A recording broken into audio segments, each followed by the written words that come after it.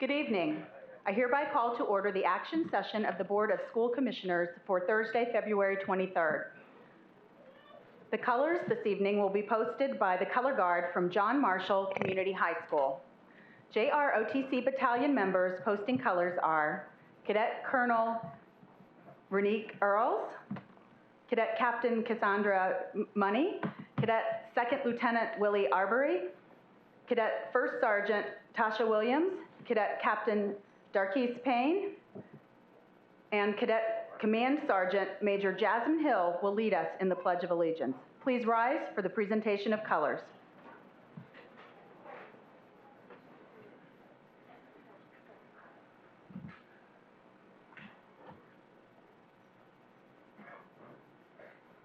Color guard, attention. Carry colors. Forward, march.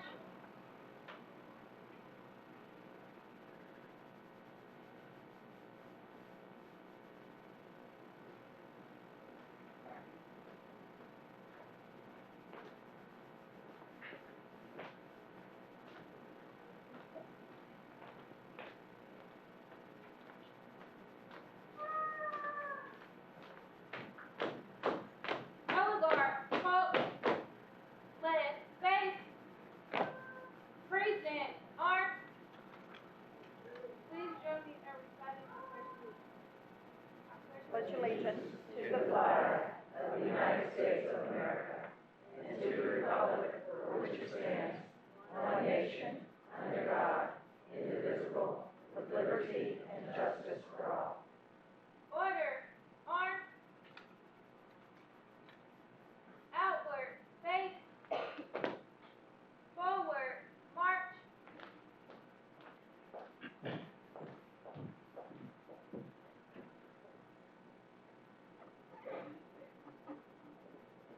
Color guard, halt. Outward, face. Halt.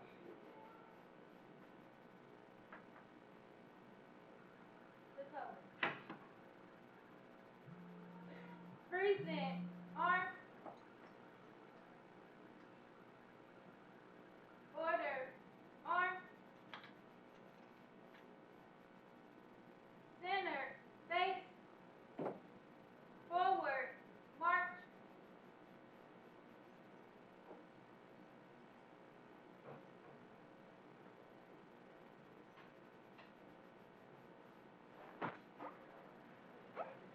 Thank you to the color guard from John Marshall Community High School. Mr. Mulholland, will you please call the roll? Commissioner Arnold, Here. Commissioner Bentley, Here. Secretary Gore, Here. Commissioner Hoops, Here. Commissioner Moore, Here. Vice President O'Connor, Here. President Sullivan. Here. Thank you, Mr. Mulholland. We will now adopt the agenda for tonight's meeting. I would note that we have rearranged several items on the agenda to accommodate public comment on these items, but there have been no substantive changes to the agenda. Reviewing the modified agenda, are there any requests for changes to the agenda as presented? Do I have a motion to approve the agenda? So moved. Second. I have a motion and a second. All in favor? Aye. Any opposed? The agenda is adopted. We will now proceed to section 2. Tonight's student performance will be performed by a flute trio from Broad Ripple Magnet High School for the Arts and Humanities. Performing Costanzo are junior Emma Fisher, sophomore Harley Bundy, and freshman Micah Coleman. Please welcome our student performers.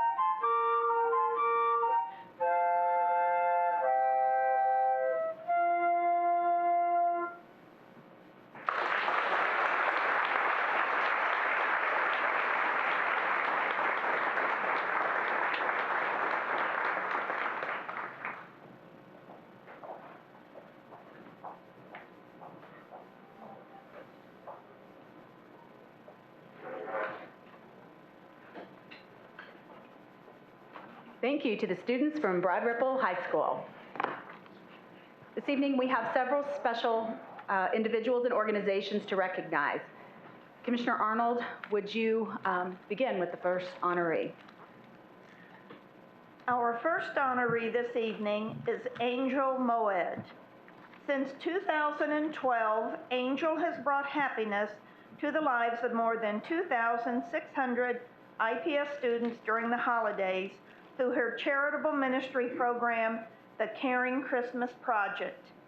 The project is part of Indianapolis for Him, which is Angel's faith-based nonprofit charitable organization. This past holiday season, the Caring Christmas Project provided gifts to 800 IPS students and siblings across our district. This year, the Caring Christmas Project plans to add 2 more schools, which will allow Angel to expand her generosity to 1,000 more students. On behalf of Indianapolis Public Schools Board of School Commissioners, I extend our sincere appreciation to Angel Moed and your Caring Christmas Project for continually uplifting IPS elementary students through the joy you bring to them during the holiday season.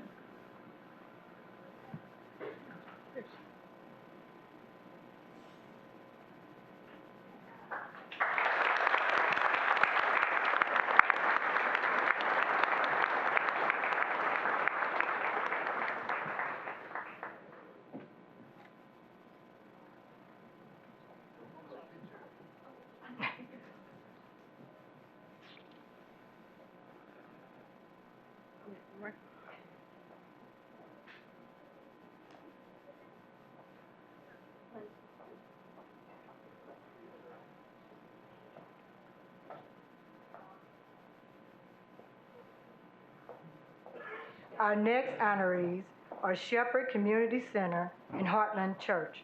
In November 2016, Longfellow Middle School reached out to Shepherd Community Center to request need-based assistance for their students during the holiday season. The center did not hesitate to help. On December 16th, leaders at Shepherd, together with their community partner, Heartland Church, delivered tote boxes filled with non-perishable food to Longfellow, enough for each student in the building to take a tote home and share it with family. Shepherd Community Center and Heartland Church work with neighborhood youth and their families by engaging and empowering the community to cultivate healthy children, strong families, and vibrant neighborhoods. On behalf of the Indianapolis Public School Board of School Commissioners, I extend our sincere appreciation to Shepherd Community and Heartland Church for your dedication to supporting Longfellow Middle Schools and the families we proudly serve. At this time, I ask Ashley Lowe on behalf of Shepherd Community Center and Kobe Hill on behalf of Heartland Church to come forward and be recognized.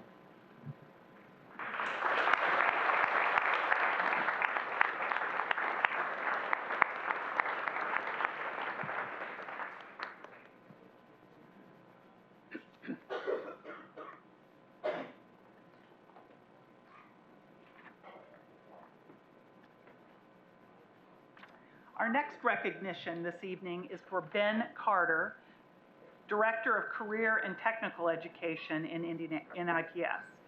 Ben was hired in the spring of 2014 to elevate career and technology education in IPS to an elite level.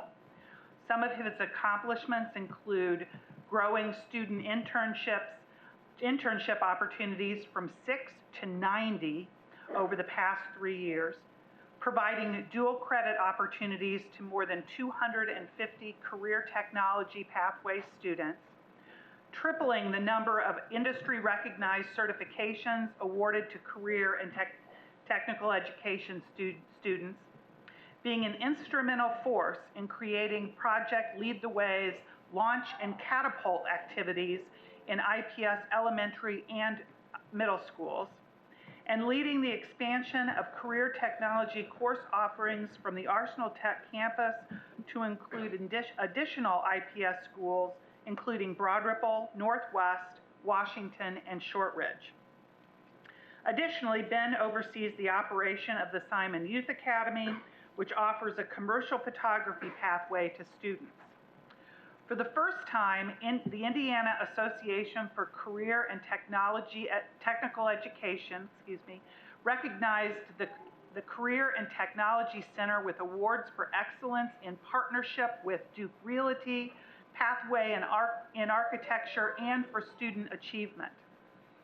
Of Leona Huddleston, a 12th grade student at Arsenal Technical High School who plans to study architecture at Ball State University. Ben inspires those around him and is a true instructional leader who does not compromise when striving for excellence. On behalf of the Indianapolis Public Schools Board of School Commissioners, I extend our sincere appreciation to Ben Carter for your dedication to ensuring our students are successfully prepared for our 3 E's upon graduation from high school: enlistment, enrollment, or employment at a livable wage. Ben, please come forward to be recognized.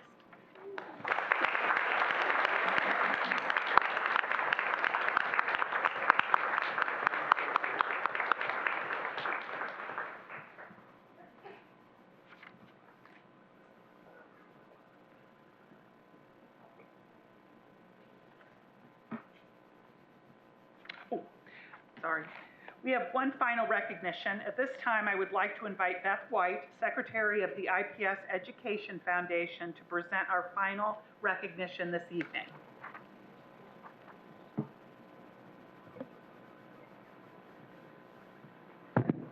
Dr. Farabee and members of the board, good evening. My name is Beth White, and I am the Vice President of the Board of the IPS Education Foundation. I want to thank you all very much for the opportunity to honor our outgoing Executive Director, Robert Shula. Robert has been with the Foundation Board as our staff for 3 years. I know all of you know Robert and the commitment that he shows. I want to invite the members of the board, Robert and his beautiful children, to come forward. We also have numerous members of our board and former members of our board who are here tonight to support Robert in this important recognition. As I said, Robert's been with us for 3 years, and the work that he does is evident all around the district, developing partnerships and making our community better. I am a proud IPS parent, and I can tell you that my child has benefited specifically from the work that Robert has done within our district. So again, I want to thank you all for recognizing him and honoring him. He is going to a job in the private sector, and while we wish him well, we want him to know that we will miss him and that we thank him very much for all of his hard work and dedication. Thank you very much.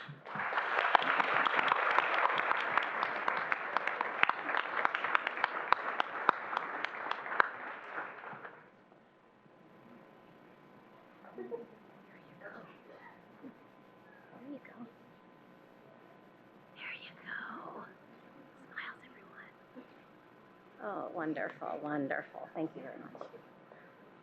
Okay.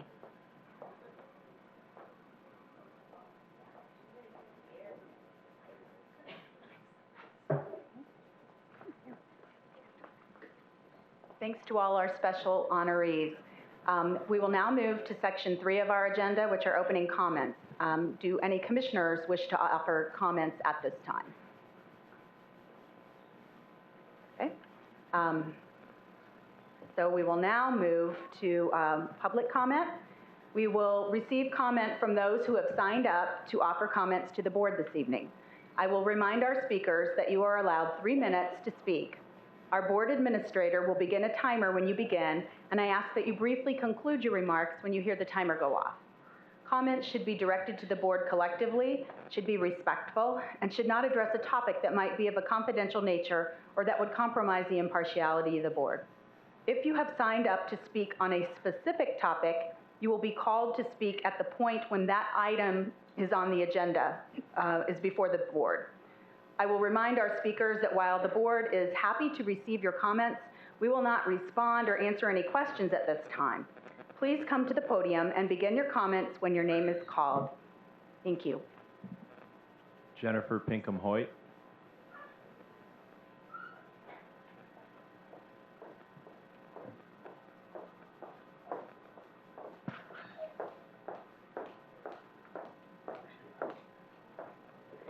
I think one day you'll probably get tired of talking to me. I think at that time maybe you'll finally consider the rights and the obligation you have to children like mine, children with autism. So tonight I'm going to share with you what my children have learned at IPS schools. My child has learned a lot at IPS schools. As he has autism and learning challenges, it takes explicit and comprehensive interventions to be able to replicate skills in generalized settings. I'd like to share with you some of the words my child has learned in IPS schools. I'm going to redact it. There are children here. My child learned them. I'll let you read them later. Those words that my child was fed, those words that, say misogyny, don't respect women, minimize love, he learned them. You fed them to him along with his IPS lunch in your cafeteria. He was taught these on his playground, and he heard them in your halls. His peers taught him that because they thought it was funny to use his naivety against him. And I know that they're pretty inappropriate for me to even imply here today at the school board meeting. I'd like to ask, where were the adults when this happened? Where were the people who were supposed to be servicing his IEP? Where was the one-on-one? Where was the social worker? Why did my child get exposed to pornography in your schools? Is this what you mean when you say a world-class special education? I, like many parents, have asked for answers from IPS. And like many parents, my requests for information have been denied. I will hand you, after I'm done, an email chain of my repeated requests for information. I'll have you note how the answers I have asked for have been denied. Today, we are day 78. When IPS first made allegations against my son, they called CPS.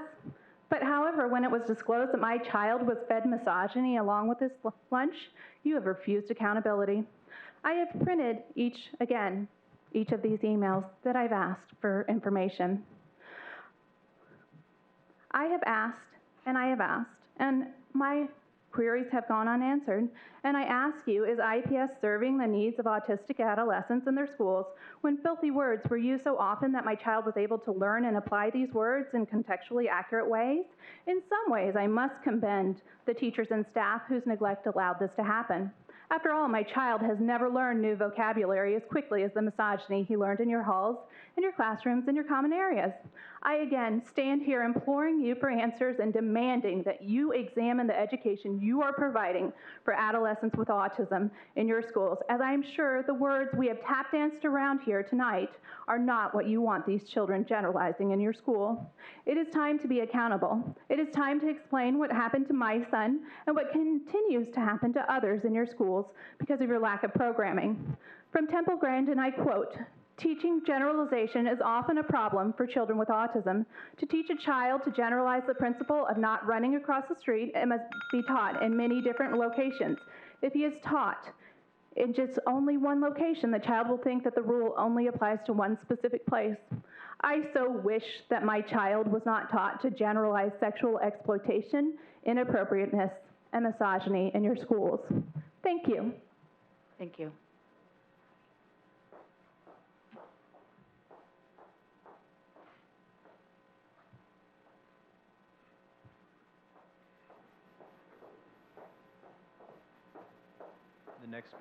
The next speaker is Ramon Morrison.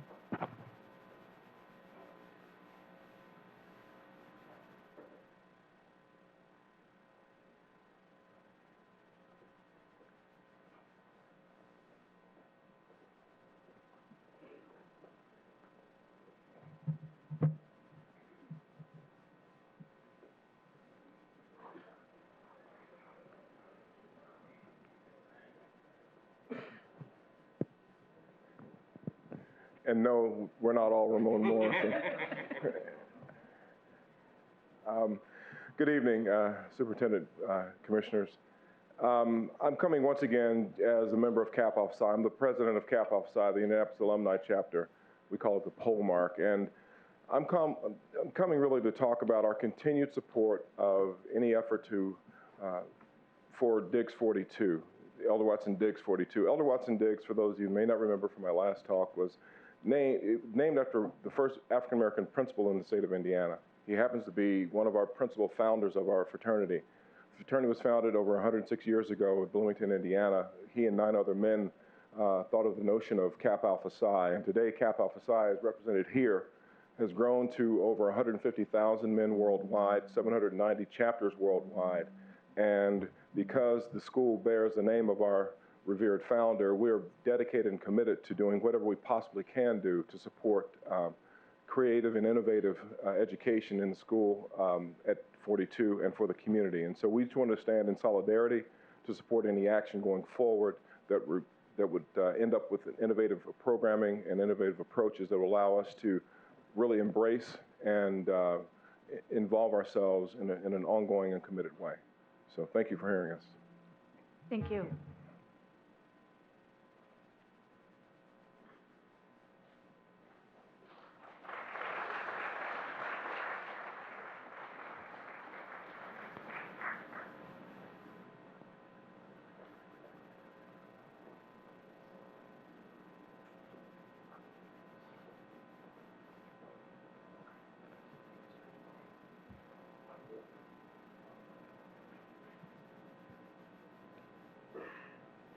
The next speaker would be Sean Miller.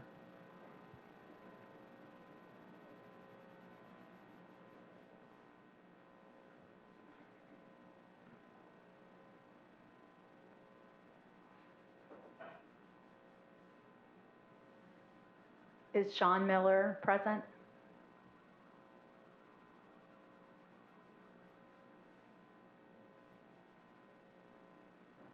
The next speaker would be Rosie Bryant.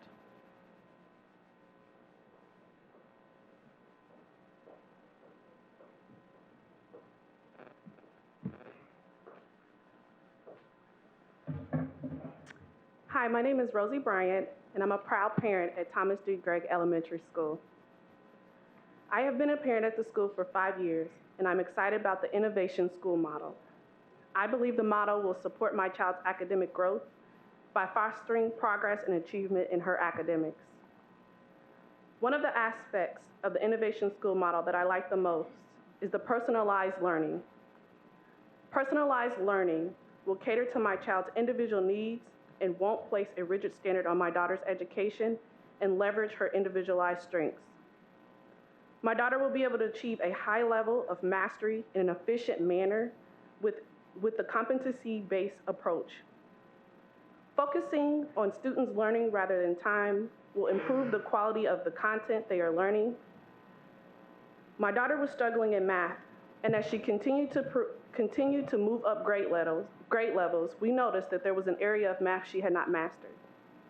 The competency-based approach will help ensure she has mastered the skills she needs to be success in each grade level.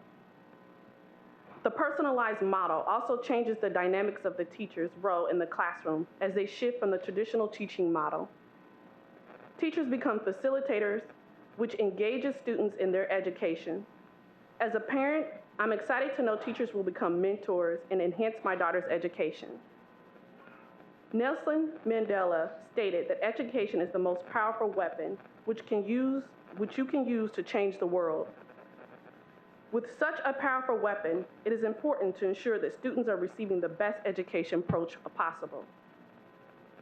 I believe the Innovation School model at Thomas D. Gregg Elementary is providing an opportunity for students to change the world. Please allow our students to be armed with the right tools to change your world, their world, and our world. Thank you. Thank you.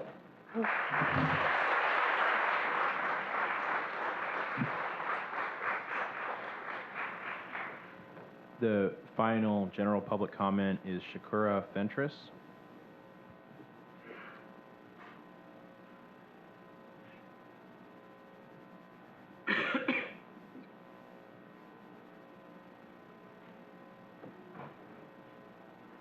Hello, my name is Shakur Fentress, and I am here today because of Ignite Achievement Academy.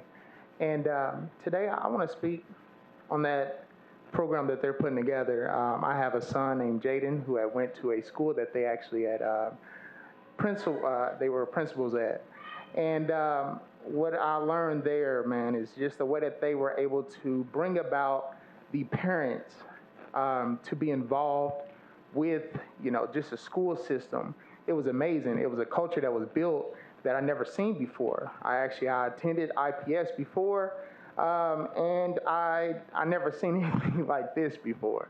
And so I just wanted to, really thank them publicly for what they have done in the past and what they're about to do to the community that they're about to step into. It's going to be an amazing program. There are going to be a lot of children who are going to receive what they really need and be met at their level where they will be able to achieve later on in life to play on the same playgrounds as people who are financially stable enough to send their children to private schools. And so, I just really wanted to come up here and just acknowledge them today because they're awesome. And that's Saquon and Mr. Eli and Mrs. Beavers, just some awesome people. And so, I just thank you so much for hearing me out today. Thank you. The remainder of comments identified a specific agenda item. The remainder of our public commenters identified a specific agenda item and will be called at that time. Okay, thank you. Having received comments from the board and the public, we'll now proceed to the consent agenda. The items included on the consent agenda were reviewed at our agenda review session on Tuesday and reflect all necessary modifications. Do I have a motion to approve the consent agenda as presented? So moved. Second. Any comments? All in favor? Aye. Any opposed? The motion carries. We will now move to Section 5, New Business. Our first item under New Business is item 5.01, which is a resolution in support of our immigrant students and families. I would like to ask Commissioners Bentley and Hoops to read the resolution at this time. Reaffirming the commitment to create a safe and supportive learning environment for all students, regardless of immigration status. Whereas Indianapolis Public Schools is committed to creating a safe, supportive, and welcoming learning environment, regardless of, among other things, race, religion, nationality, sexual identity, ability, or immigration status. And whereas the U.S. Supreme Court in Plyler versus Doe recognized the injustice of placing discriminatory burdens on the basis of legal characteristics over which children have no control and held it unconstitutional to deny a free public education to children who are not legally admitted into the United States. And whereas the Board of School Commissioners recognizes the tremendous value that diversity that immigrant students and families bring to the school district.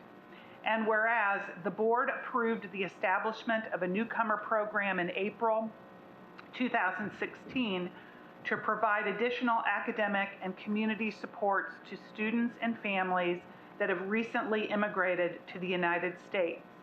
And whereas the Board of School Commissioners and every person in its employ is committed to standing with and supporting all IPS students and families to the fullest extent possible while complying with all local, state, and federal law. Therefore, be it resolved that by the Board of School Commissioners of the City of Indianapolis that to the extent permitted by applicable law, IPS will remain a safe and welcoming place for all students and families regardless of their immigration status. IPS policies against intimidation, bullying, or discrimination of any student, including those born outside of the United States or for whom English is a second language, will continue to be strictly enforced to ensure all students are treated with dignity and respect. IPS will continue to seek opportunities to increase and enhance programs and partnerships that support and assist immigrant students and their families.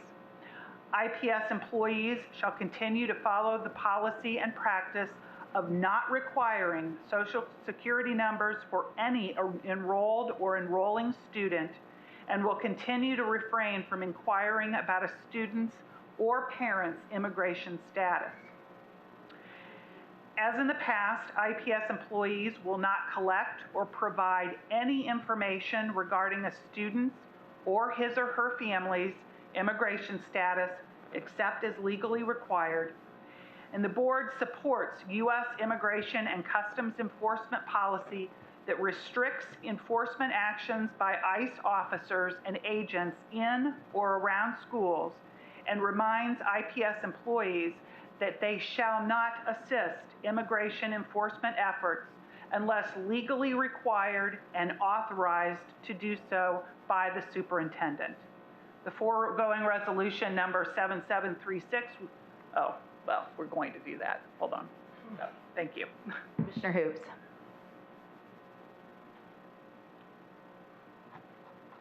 Afirmando el compromiso de crear un ambiente de aprendizaje y apoyo para todos los estudiantes, reglamentos del Estado de Inmigración.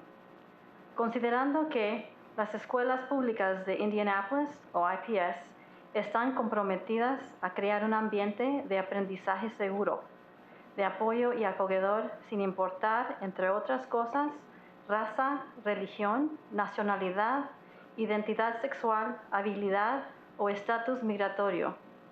Y considerando que la Corte Suprema de los Estados Unidos, en Plyler v. Doe, reconoció la injusticia de colocar cargas discriminatorias sobre la base de características legales sobre las cuales los niños no tienen control y la consideraron inconstitucional para negar una educación pública gratuita a niños que son admitidos legalmente a los Estados Unidos.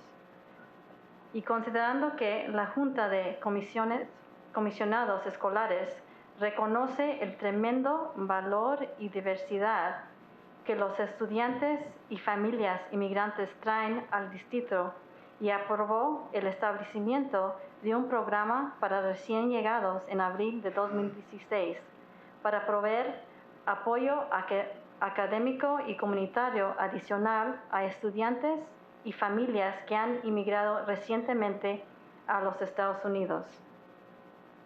Considerando que la Junta de Comisionados Escolares y todas las personas en su empleo están comprometidos a apoyar a todos los estudiantes y familias de IPS en la mayor medida posible mientras cumplan con todas las leyes locales, estatales y federales.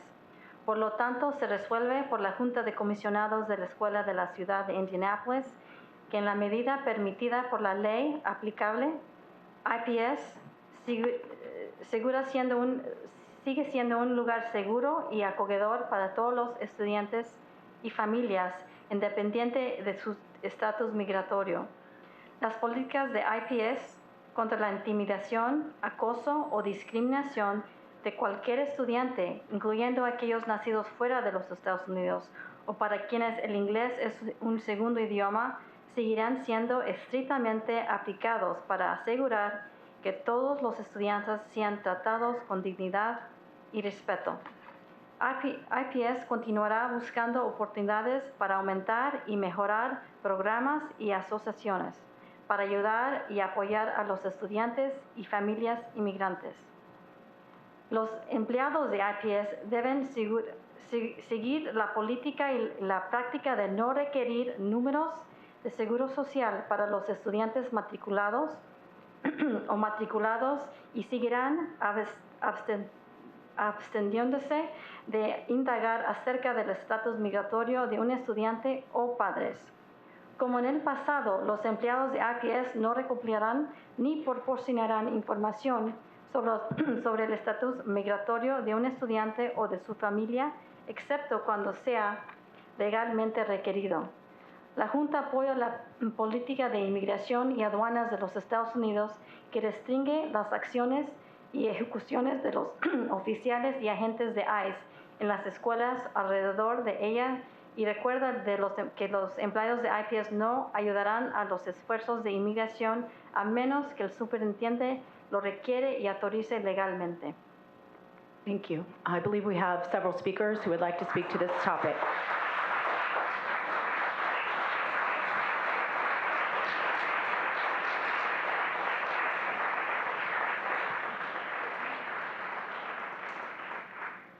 We have 3 commenters signed up to speak on this topic. All commenters will deliver remarks in Spanish, and they've provided us with an English language translation to be entered into the record.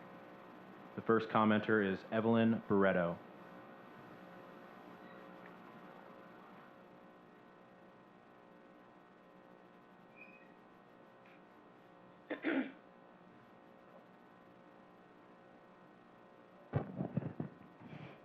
Buenas noches, mi nombre es Evelyn Barrueto, soy madre de 3 niños que están en IPS, escuela número 2.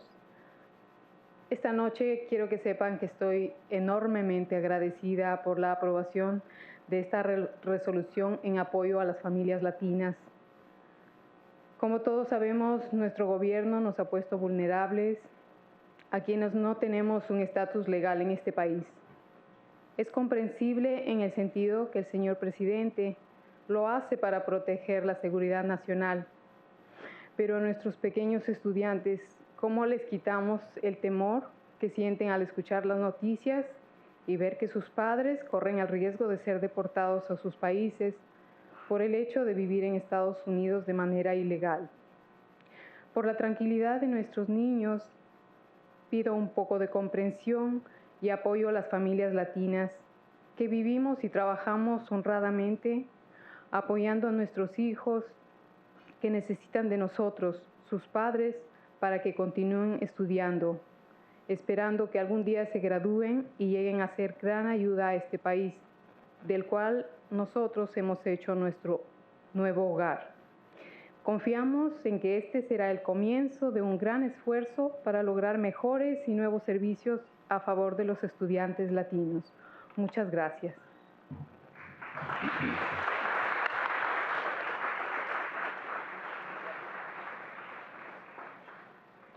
Kayla Vargas.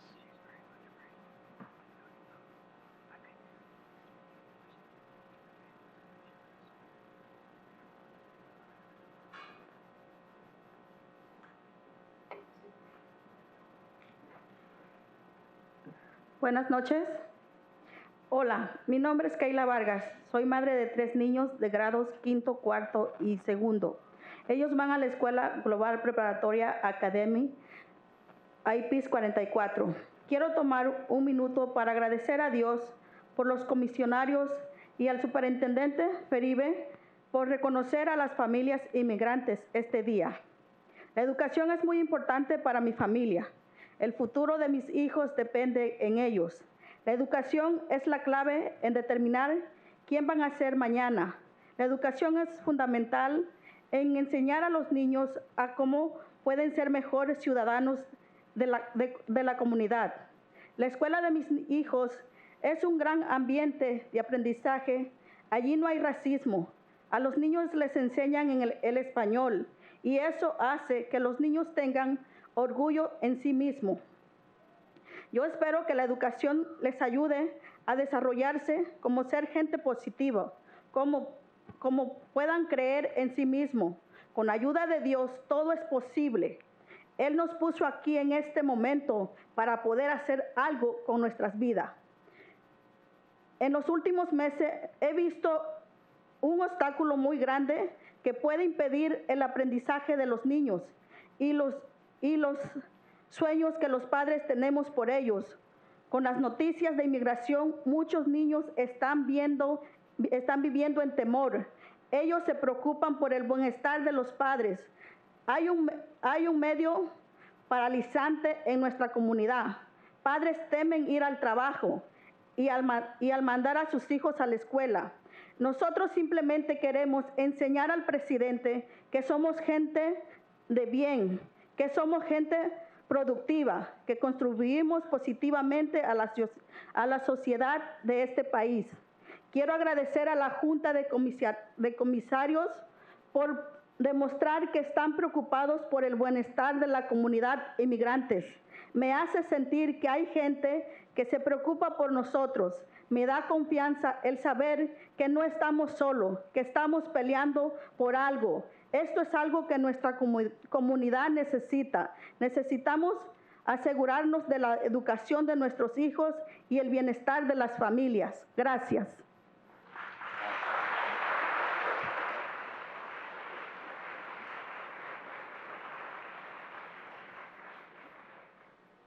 Becky Villarreal.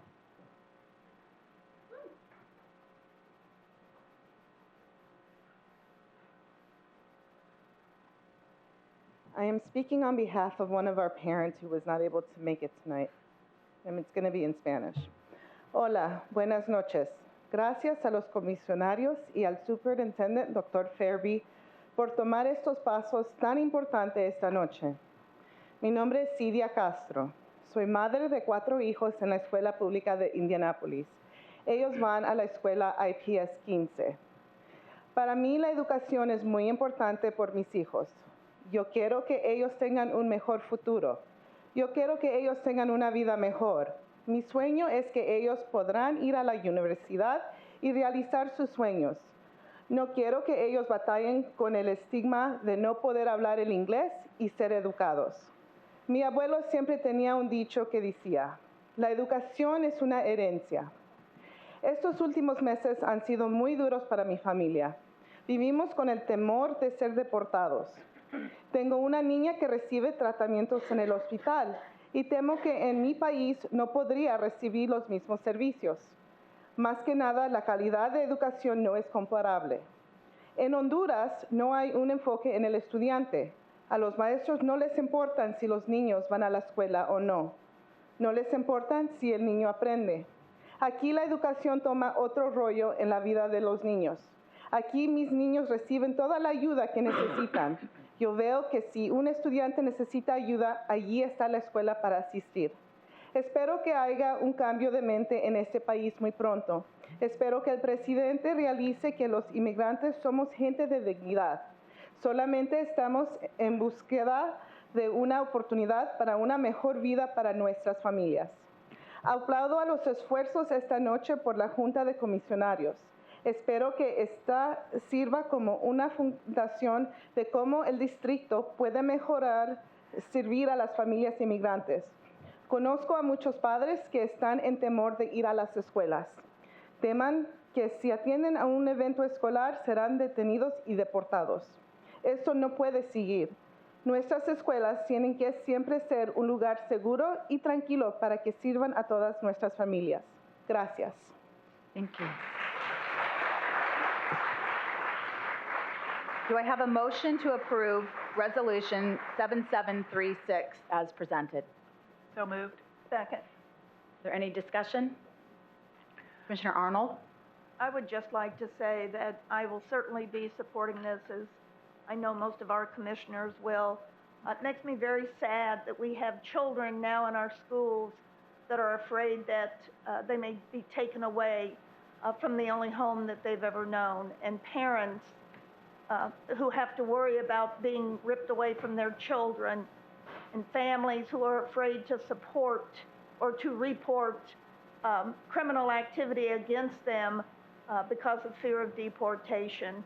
And it's a very sad time in our city and in our country, and a sad thing that we have invested so much time and energy and effort in educating some of these children for their entire educational journey, and now that could be in jeopardy for them. So I certainly proudly support this resolution. Commissioner O'Connor. Thank you. I think many of the other commissioners have seen some of the emails from parents about some of the conversations that have been had. I think it was Eli Weissel said, those who were silent yesterday will be silent today. And I'm very proud of this administration and this board that we will not be silent, and I'll be voting in favor of this resolution. Commissioner Gore. I'd just like to say that I too am supporting the resolution, and that I'd like to thank the board for taking the stand to protect our students that are in school. Commissioner Bentley. Yeah, I know. I too will be supporting the resolution. You know, we have an obligation to make sure we have safe and nurturing environments for all of our students. And it makes me sad that we have, that we have students and families that have to be frightened that they're going to be, taken out of the sometimes the only home that they've ever known. And so I am proud and honored that we are taking a stand very vocally on this issue. I did want to ask, and maybe after we vote, the superintendent can sort of talk to us a little bit about how we're going to get this message out to all of our staff in our schools and our parents to make sure that, they understand that, they are valued, they're welcomed, and we will do whatever we can to ensure that our schools remain a safe place for their children. Commissioner Hoops. I also will be voting in favor of this resolution, and I'm really pleased to see families come out and speak to us and address their concerns. I know they're speaking for many families who feel concerned and worried to be here tonight.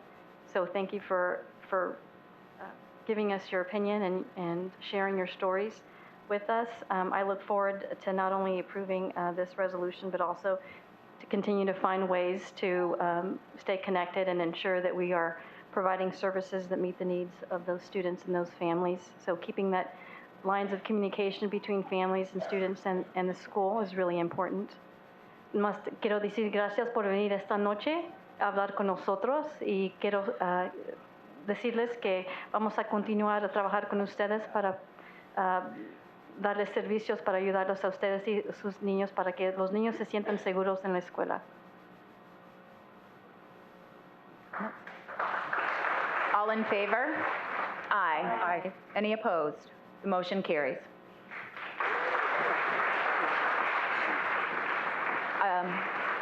I will now turn the agenda over to Dr. Farabee.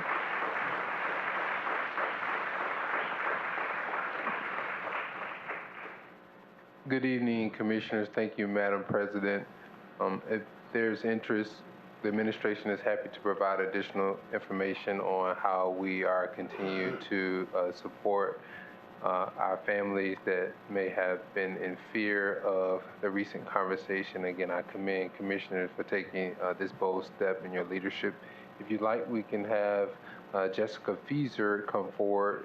She has been a leader in this effort. She is also our trailblazer for the newcomer program, which is a unique opportunity for immigrant families here in the state of Indiana, specifically here in IPS. As Jessica comes forward, as the resolution is passed tonight, just would affirm with commissioners our commitment to communicating with all of our staff and families on what's been presented and what's been approved tonight in our efforts to ensure that we continue advocacy and also protect the rights of all of our students. With that, we'll turn to Jessica Fieser. Thank you, Dr. Farabee. As you all know, we are home to about 4,400 English learners, and of those students, not all of them are I should say, of the 4,400, that's just a fraction of the Spanish speakers that we have, because we obviously have students who are have exited out of services or never qualified that will also be impacted by the decision that you all have made. So therefore, it's very important for us as an ESL department to make sure that we're helping to support this work. As such, last week we hosted a parent event in which we had approximately 60 families in attendance to learn from an attorney from Lewis and Kappas about their rights and ways to proactively ensure that they are prepared in the event of deportation. We are in the process of scheduling the same event at our newcomer program for families who may not have been able to attend our first event.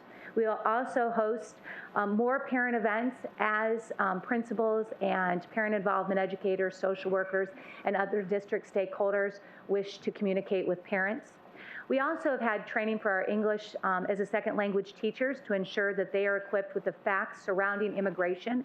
We actually had an immigration attorney, we had Catholic Charities, who is one of our refugee resettlement organizations, present, as well as an attorney to talk about unaccompanied minors, so that our staff are equipped with facts so that they can speak to this issue when they are communicating with families, with students, and with other stakeholders within our community. We feel that we need to be the voice and have the proper information in front of us so that we can communicate appropriately.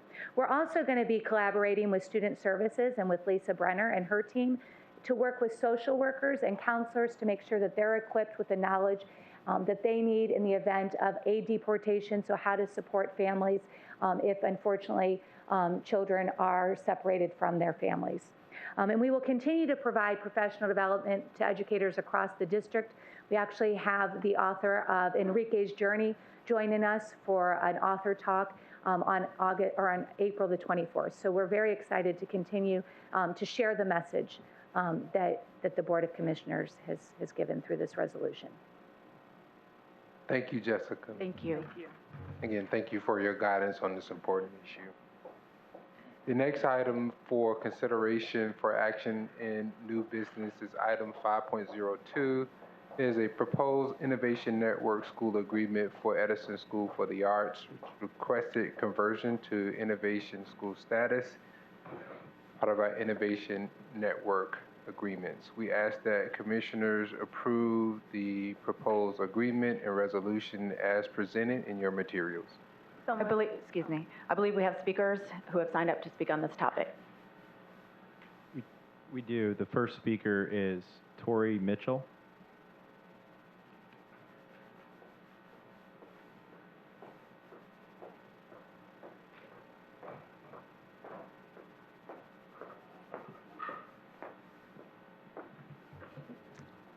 Good evening, board members, staff, and friends. My name is Tori Mitchell, and I'm in support of Edison School of Art decision to move to Innovation School. There are several reasons I'm in support of this decision. The decision demonstrates the dedication and passion of the leadership in Edison. The decision allows proactive versus reactive decision making. The leadership will be able to make decisions based on the current and anticipation needs of the school. I have been impressed with this school and staff since the welcome. I have no doubt that they will be successful as an innovation school. If you ever get a chance to visit the school, you'll witness the dynamic chemistry the students, staff, and leadership have. It is clearly that everyone is on the same page. I think at least everyone in the staff knows each student by name. The compassion everyone has for students and each other is clearly displayed. With the ability to make staffing and funding decisions, the school will be more desirable for staff and students. As a citizen and a community ambassador, knowing the support and funding I generate will directly impact the school, make this more desirable to volunteer. As a former IPS student, I value the skills and opportunities that was offered to me during my educational journey. I learned lifelong career skills, which I still utilize today. Being involved in special programs offered at Barbara High School. I had the honorable opportunity to attend school half day and work the other half in a professional environment right here in this building under the supervision of Dr. Frankie Cooper. The skills that were instilled in me in an early age could not have been taught in a traditional classroom setting.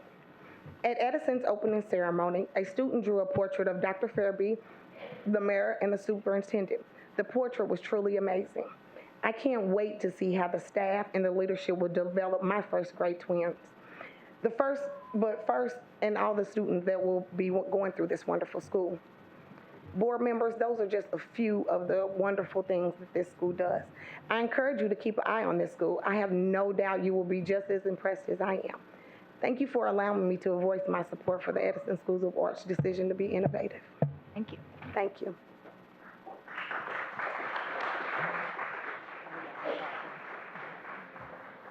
Jamila Dubose and Sarah Hendricks is next.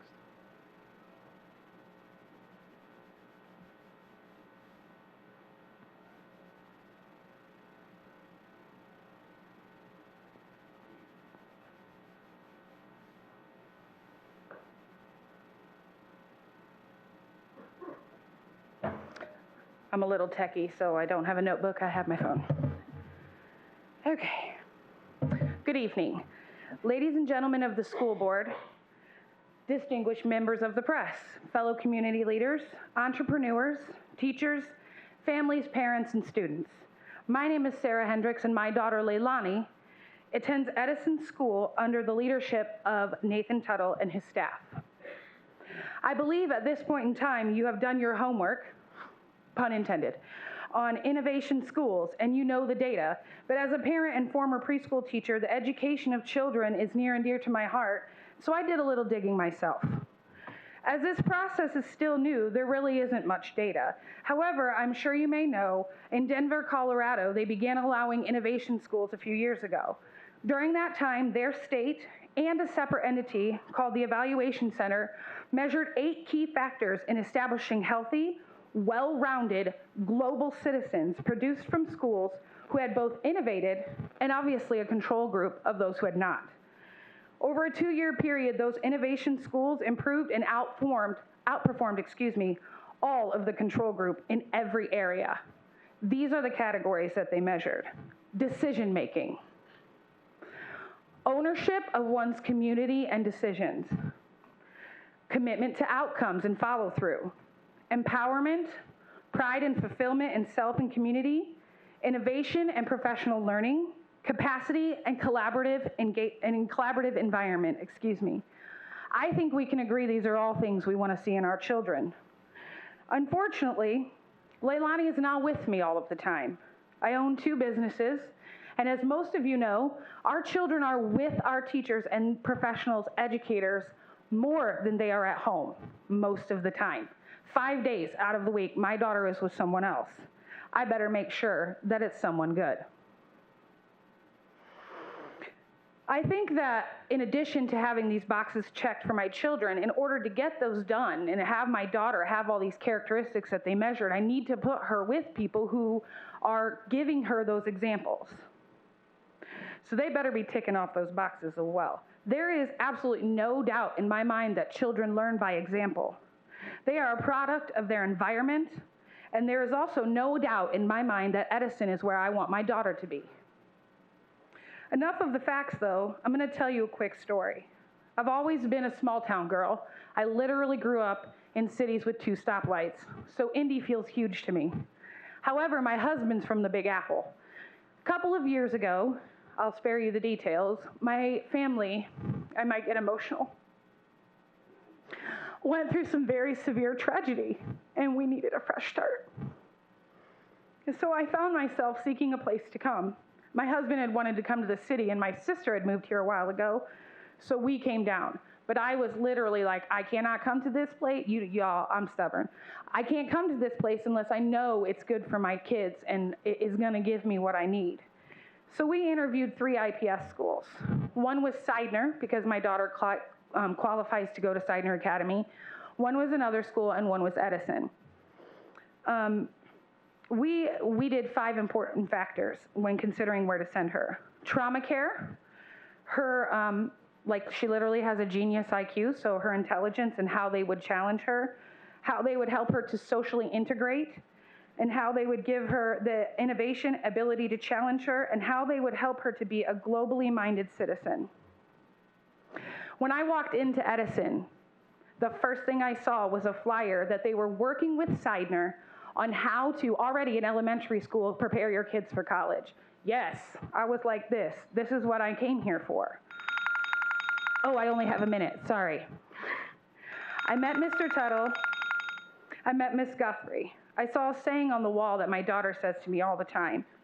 But then I found out that she could get trauma care, that Mr. Tuttle began to fight for my daughter to come to his school, that he had trauma experience, that he had the things he could give her, and today she thrives there. Her scores, she reads at a 12th grade reading level. She has a, Sorry, that was actually the... Oh, done? The timer, yes. Okay, sorry. yes, innovation. Woo! Thank you. Don't forget your purse, ma'am. Ma'am.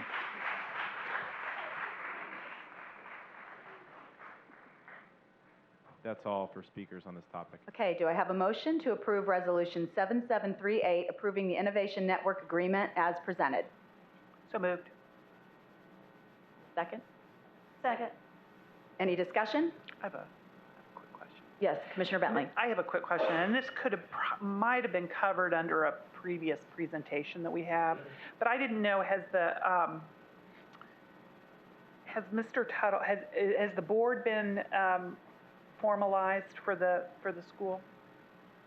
I mean, for the not-for-profit? I didn't know that, the answer to that. Have they? Oh, okay. Yes. Oh, okay. I just didn't know if we ever saw a list of that. No, he can share if you'd like him. He's here, so he can share thus far who's been I'm just a part. It's out of pure curiosity. Sure. Mr. Tuttle, if you want to come up.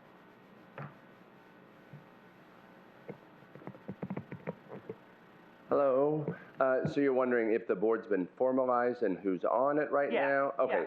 So currently we are looking at a 9-member board, and we currently have 4. And we have Henry Leck with the Indianapolis Children's Choir, founding director. He is on our board. We have Ernest Disney Britton, who is with grant services with the Indianapolis Arts Council. He is the chairman of our board. We have Laura Green as our treasurer, and she is a business owner of Family Works. She's a social worker and entrepreneur there. And then Kay Feeney Kaido with public relations. Okay. And she's our secretary. Okay, all right, great. Thank you. Thank you. Any other questions? Thank you. Oh, I'm sorry, Commissioner Gore. Okay, I would just like to know when you're planning to finalize your board members. We have 4 now, you say. When will we? We are currently in the recruitment process. July 1st is our deadline. We actually have our 5th board member that we've nominated, and we are waiting to finalize that vote. And then we have 3 other candidates that we are looking at right now, and a 4th that we haven't vetted yet. So nominations are coming in, but July 1st is our deadline to have a 9-member board. July 1st. July 1st. All in favor? Aye. Any opposed? Motion carries. Thank you.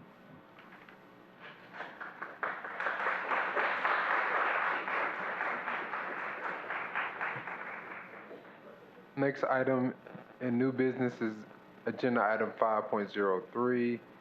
Is a proposed terms for the IPS and Avondale Meadows Academy relationship regarding a Innovation Network School agreement. Should commissioners approve the terms, this authorizes the district to negotiate an Innovation Network School agreement based on the terms presented. Do I have a motion to approve the term sheet as presented? So moved. Second. Any discussion? I have a question. Commissioner Bentley? I just had a question because I like to try to silo each of these innovation agreements, and I'm trying to figure out what kind of innovation school this is, because it's not a facility usage innovation. I mean, we're not sharing a facility. They're going to have their own facility, right? And we won't own that facility, correct? That is correct. Okay. So I'm just trying to figure out what kind of innovation school this is. It's an innovation charter school. Okay. But it's not a, okay. This is the first one like this we've done though, correct? That would be outside of a district facility? Right. Is that your question? Purdue Polytech will, now that they have found a space that would also be outside of the district space, so this would be the second. Okay, all right.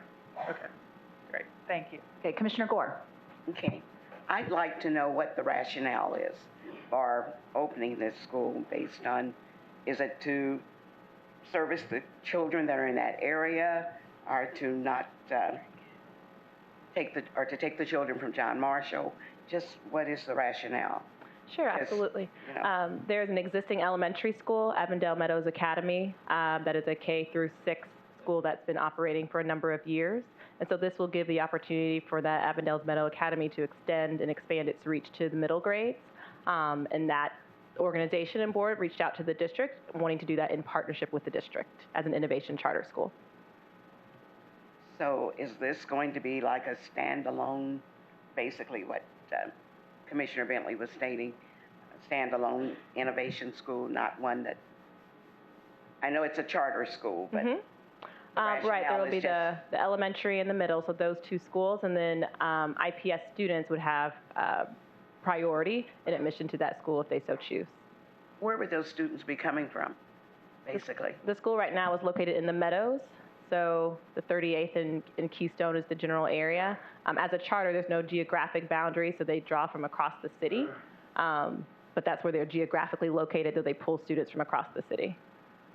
Do we have enough children in that area to fill a school like that? They are predicting, yes, that they'll be able to fill their seats. Obviously, there'll be a good number of students who will be going into the school from their current elementary school, and the remaining seats, we're confident that we'll be able to fill those seats, either from the neighborhood in the Meadows or students who are coming from other parts of the city. So what this will allow us to do in terms of our partnership with Avondale Meadows is instead of those students who will be a part of that school will count toward the district's enrollment in the district's performance. Avondale Meadows Academy has historically been a very high-performing school. And so again, in terms of our district enrollment, there's collaboration there instead of competition. Commissioner Gore. My concern was that we're talking about constructing a school. Isn't that a cost to our district? No, so their board and entity will assume all those costs. I'm sorry. We will not assume any of the cost of new construction for the building. So, I need to. One way to think of it is, typically charter schools are authorized either by the state charter board or the mayor's office in IPS boundaries. Typically. So this is a mayor charter school, is that right? Correct. Yes. City. Yes, so this is the school that's authorized by the mayor's office. And there has been historically no relationship between those schools and the district. And so through language that allows us to have a partnership with charter schools through our Innovation Network laws, we're able to create a partnership where those students are included in the IPS membership and enrollment, and also any performance associated with those schools would also be included in our performance as well. So they will have their own board, is that correct again? Yes. And the board will be the board that we will be working with as we do in our other innovation schools? Correct, yes. We have oversight over their instructional program, and also we have oversight over the school, so they will be presenting to us very similar to tonight when we have innovation school reports on the progress of the schools and opportunities for improvement or ways that the district can support the school for student success. Commissioner Gore, perhaps Ms. Johnson could quickly go over just I noticed it's up on the screen here, just a recap.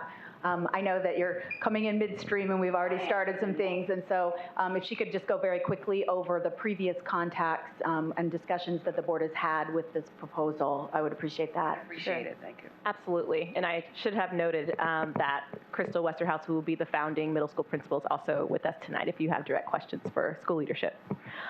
So Crystal and her team came in September and presented initially to Board of Commissioners last year. They did a more detailed follow-up presentation in November where they talked about the instructional model, the schedule of the day, enrollment targets, vision and mission of the school. In February, today, we are bringing terms to you, and then our hope is that we will bring the full agreement for board approval next month. But we've been engaging with Crystal and her team since September. Yes, can I ask Commissioner Arnold? Will the board for the middle school be the same governing board for the elementary school? I believe that is true, but Crystal, if you don't mind coming up to make sure I'm answering that accurately.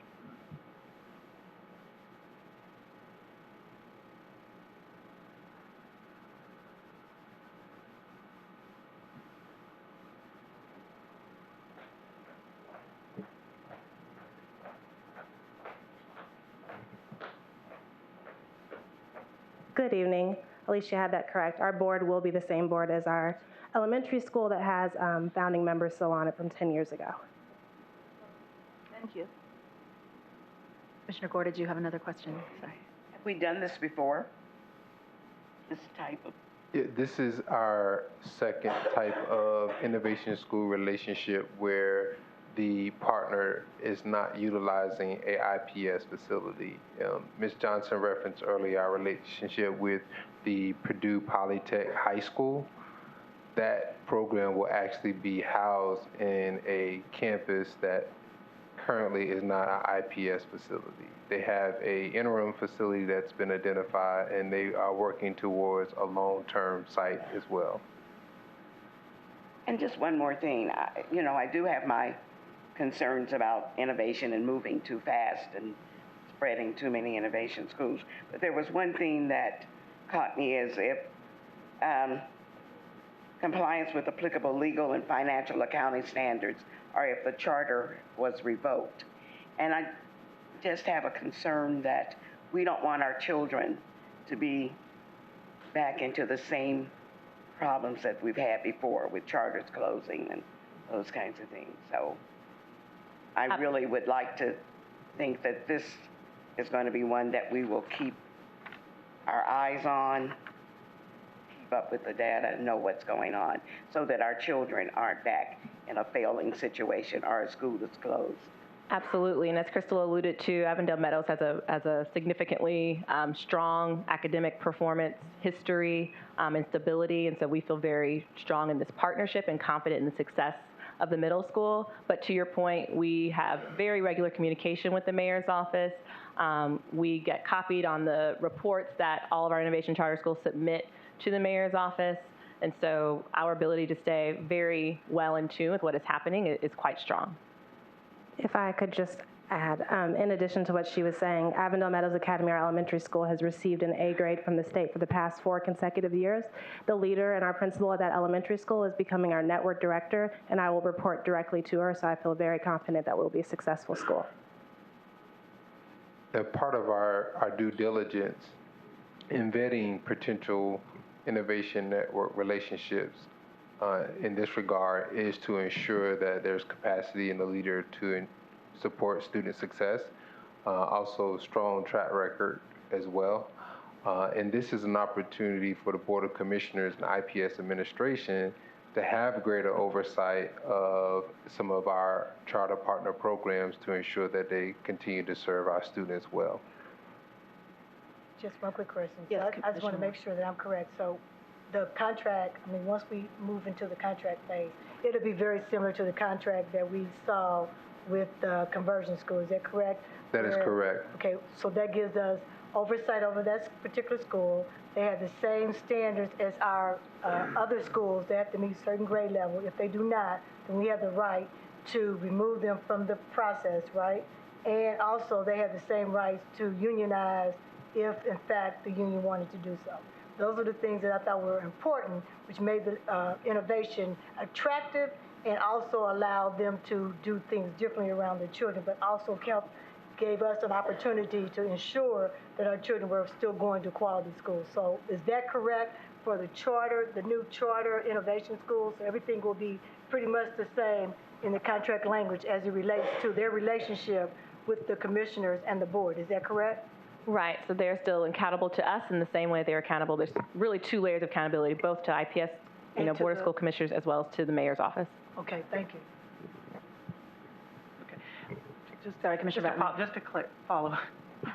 So, and I'm just trying to make a comparison. So compared to, for example, in LaSalle Academy, which shares space, it's a different kind of agreement, right? I mean, because within LaSalle, for example, they're a mayor's charter school, but we don't have any oversight sort of over their instructional program because it's more of a facility agreement. Is that the case, or do we have oversight? So the same 2 layers of oversight exist for schools that are in our facilities or sharing space as those that would not be using IPS space as well. So okay, so there are that requirements for academic performance from the district, regardless of the type of innovation school. So whether that be LaSalle Academy that shares space, Innovation Restart that we'll have an opportunity to hear from tonight, or if the charter partner already has their own facility.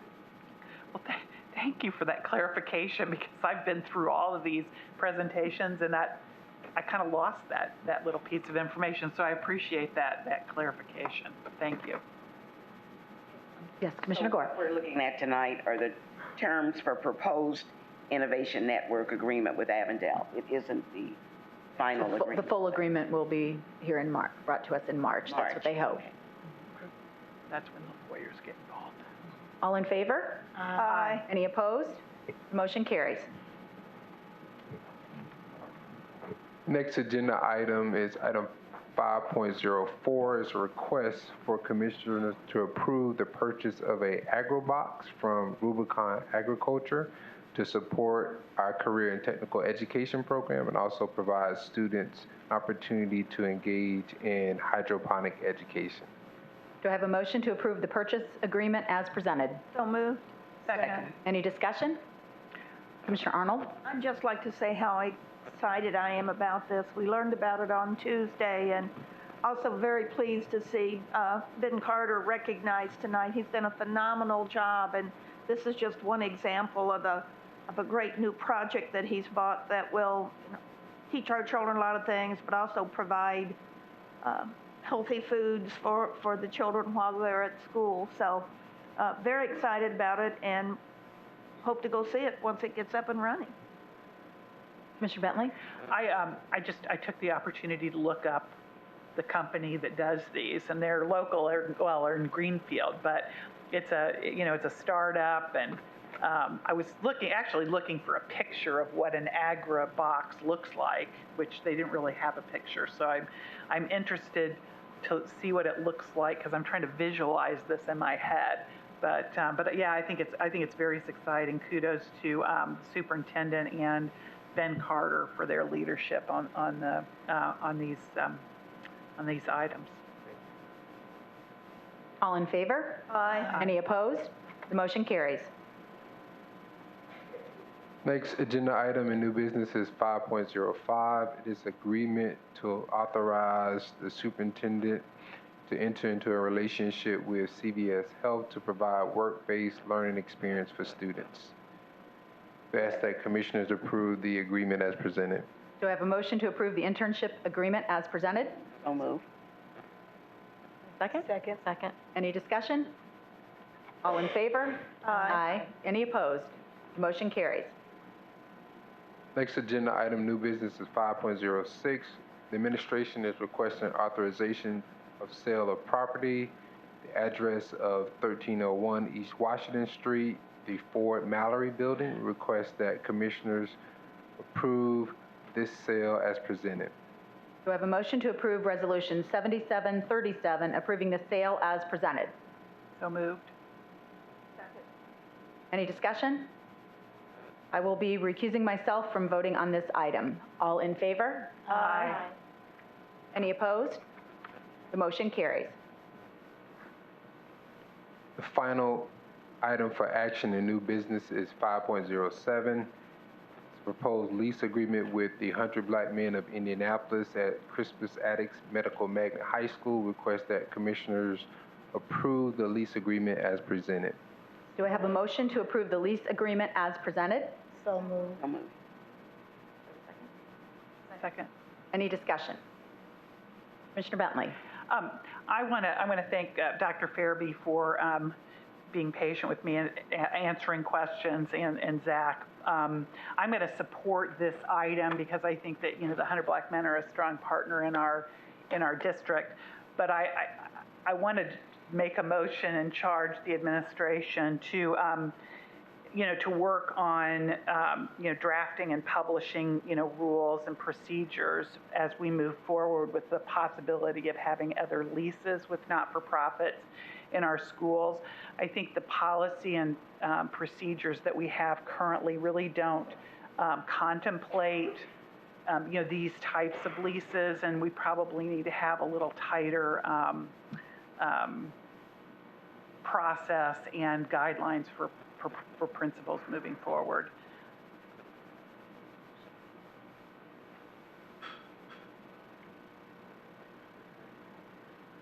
Okay, so we're going to go ahead and close the first motion and then open a new one if that will work. Sure. So I didn't know how to do it. Oh, neither did I.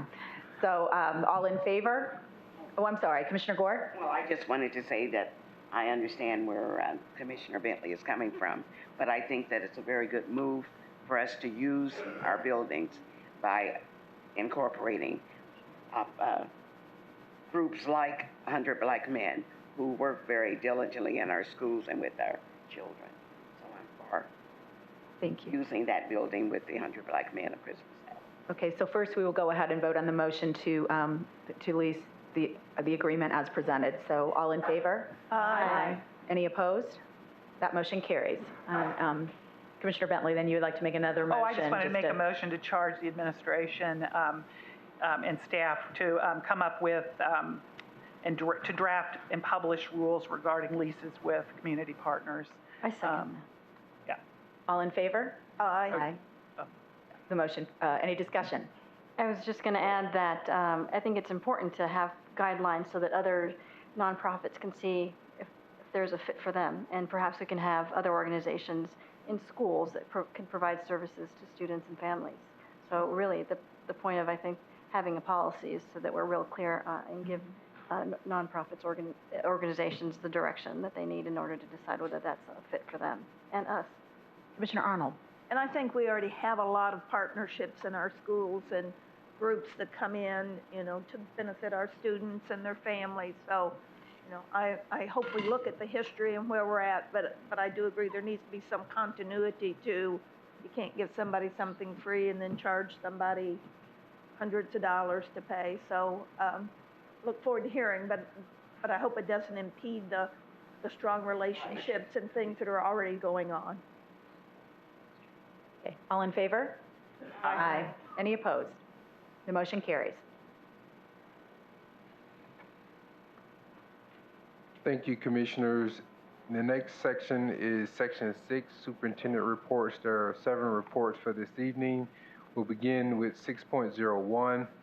This is a presentation on a proposal for Thomas Gregg School 15 to convert to innovation status and to enter into an innovation network agreement. Tonight we have with us the current principal at Thomas D. Gregg School 15, Ross Pippin, who will also participate in the presentation. Alicia Johnson, Innovation Officer, will lead the discussion. Based on our previous conversation, reminder to commissioners, this Innovation Network School Agreement would be similar to the one for Edison School for the Arts. The administration, in partnership with the community, has requested to transition to an Innovation Network School. With that, I'll turn to Alicia Johnson to lead the discussion. Thank you. I'll ask Ross Pippin and his leadership team to come up.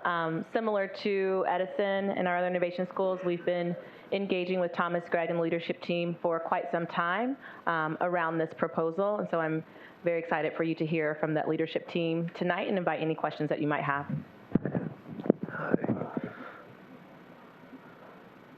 Good evening. First, I'd like to say thank you to the Board of School Commissioners and Dr. Farabee for having us here tonight so that we can share our proposal for innovation at Thomas Gregg. As you heard, my name is Ross Pippin, and I'm the principal at Thomas Gregg Elementary School. I bring with me 9 years of experience as a special education teacher and an administrator at Thomas Gregg. And joining me tonight is Anuja Petrinu, Thomas Gregg's assistant principal. She also has experience not only as a longtime special education teacher at Thomas Gregg Elementary School, but also as a school leader in her own. Joining me also is Dana Stockton, Thomas Gregg's academic dean. She has experience as a teacher and a literacy coach, and has also been recognized as a previous IPS Top 10 Teacher of the Year. In my years as an educator, oh, I gotta turn the button here. Sorry. In my years as an educator at Thomas Gregg, I've learned a lot about the students and the families that I serve. Like any community, we have our own set of strengths and our own challenges, and I've spent a long time at this school because I believe in our students and am deeply passionate about helping them improve their futures. Together with my team, we bring a passion about dramatically changing student outcomes at Thomas Gregg, and we have developed a plan that we believe will do just that. The model that we have designed is going to be perfect for our students because it takes something different for each student to succeed, and this model addresses that. We are excited to share information with you about the personalized learning instructional model we have planned for our innovation school. The students have received what you would traditionally call, the students have received what you would consider a traditional education previously at Thomas Gregg. And we know that an approach that takes into account their individual needs will definitely drive higher achievement levels. In fact, we've already began laying the foundation for transition this school year. We are happy to see through formative assessments that Already, we've seen a 10% growth this year in our K-2 reading levels, and we believe that with full implementation of our model, that we would see even a greater increase in student achievement. We have worked hard to improve our attendance percentages and have dramatically improved with our increase in family outreach and engagement. The building culture is starting to change, so much so that parents regularly comment how much they feel welcome at the school. And for the first time in my 9-year history at Thomas Gregg, we have an active PTO led by dedicated parents. We have implemented a behavior system that focuses on rewarding the consistent positive behavior in our students. And we have begun to implement some personalized learning and e-learning strategies into our classrooms this year. And we're using those opportunities to prepare our teachers to make the instructional shift that would be necessary through professional development opportunities. And we are excited at the prospect of expanding these practices school-wide next year. And these efforts are just the tip of the iceberg as to what we are prepared to accomplish if granted innovation status. And all of these foundational pieces show our commitment to moving forward as an innovation school. In order to fully implement our model, we need the financial flexibility that Innovation School affords us to put into place a staffing and scheduling structure that enables us to successfully deliver personalized learning. The staffing flexibility is critical in ensuring that we retain and recruit individuals with the skill and desire to work in a personalized learning environment. We need the scheduling flexibility because we'd like to go a little longer each day and a little longer school year. These flexibilities are key in making personalized learning a reality for our school. Personalized learning is comprised of 5 key components that we will discuss with you today. The first of these is the student-driven learning path. The personalized learning model is the best fit, I believe, for Thomas Gregg students because student data, their interests, and the learning styles come together to form a personalized plan for each individual student. Items on the personal learning profile help outline each student's learning path. Throughout the day, we will use a combination of whole group, small group, self-directed, and e-learning experiences to help students reach the targets on their personalized learning profiles. Students and teachers collaborate together regularly to update each student's personalized learning profile. And students will have the opportunity throughout the school day to work on the tasks that have been identified in their learning plan that they need to work on. The next component of personalized learning is the competency-based progression, which goes right along with the student-driven learning path. Students will be expected to master skills in a logical progression, and we believe our teaming approach allows us to provide the appropriate amount of supports and interventions for students as they progress toward a mastery of skills. Each day, students will continue to experience tasks related to a particular standards or competencies on their learning plans until they reach mastery.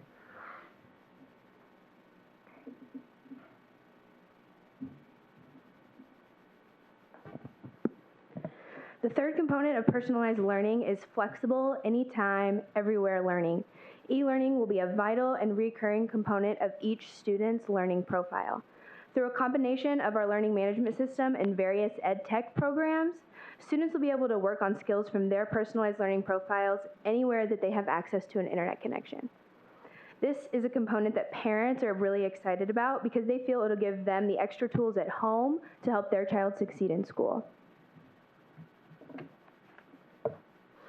The fourth component of personalized learning is redefining teacher role and expanding teacher.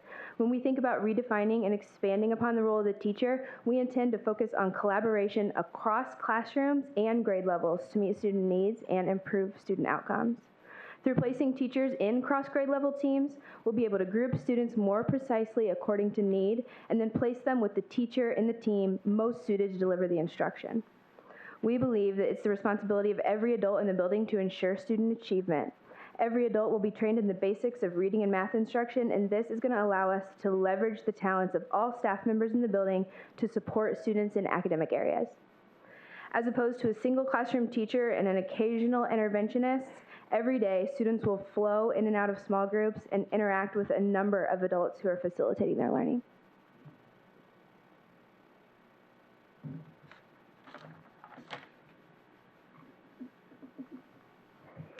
And the final component of our personalized learning model is project-based and experiential learning. We believe that real mastery comes when students are able to apply and demonstrate their skills in real-life scenarios. We've been able to structure our schedule to give students these types of opportunities on a regular basis. Our science and social studies instruction will transform from short 30-minute segments into a 4-hour block where concepts can be explored deeply through hands-on labs and student-created projects. Additionally, students will organically design and implement service learning projects with the support of our community and corporate partners.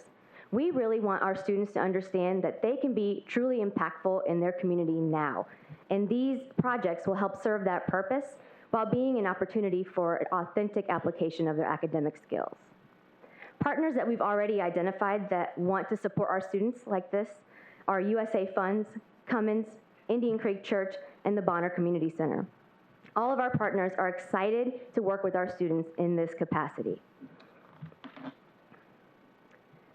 And I would like to take a moment to acknowledge our wonderful, fantastic families, staff members, and community members that have joined us here tonight to show their support of Thomas Gregg. And would you all stand in our army of Bulldog Blue at this time and be recognized?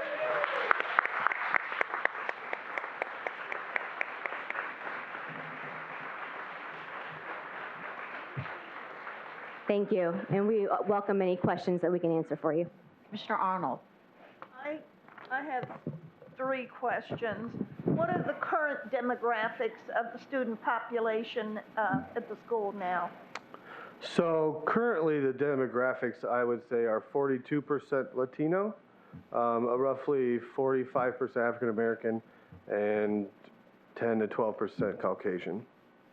My second question, so you're the leadership team for the current school, and you will remain the leadership team for the innovation school? This is correct. We are the leadership team that, most new to the school. We've been there as a team this whole year, and I took over last year in around April. What about the teaching staff at the school now? Will any dialogue of how many plan on staying if it becomes an innovation school? Yes, I'll tell you this. We were having this debate this morning. I was to check the numbers. We had one staff member not fill out the intent to return to the district.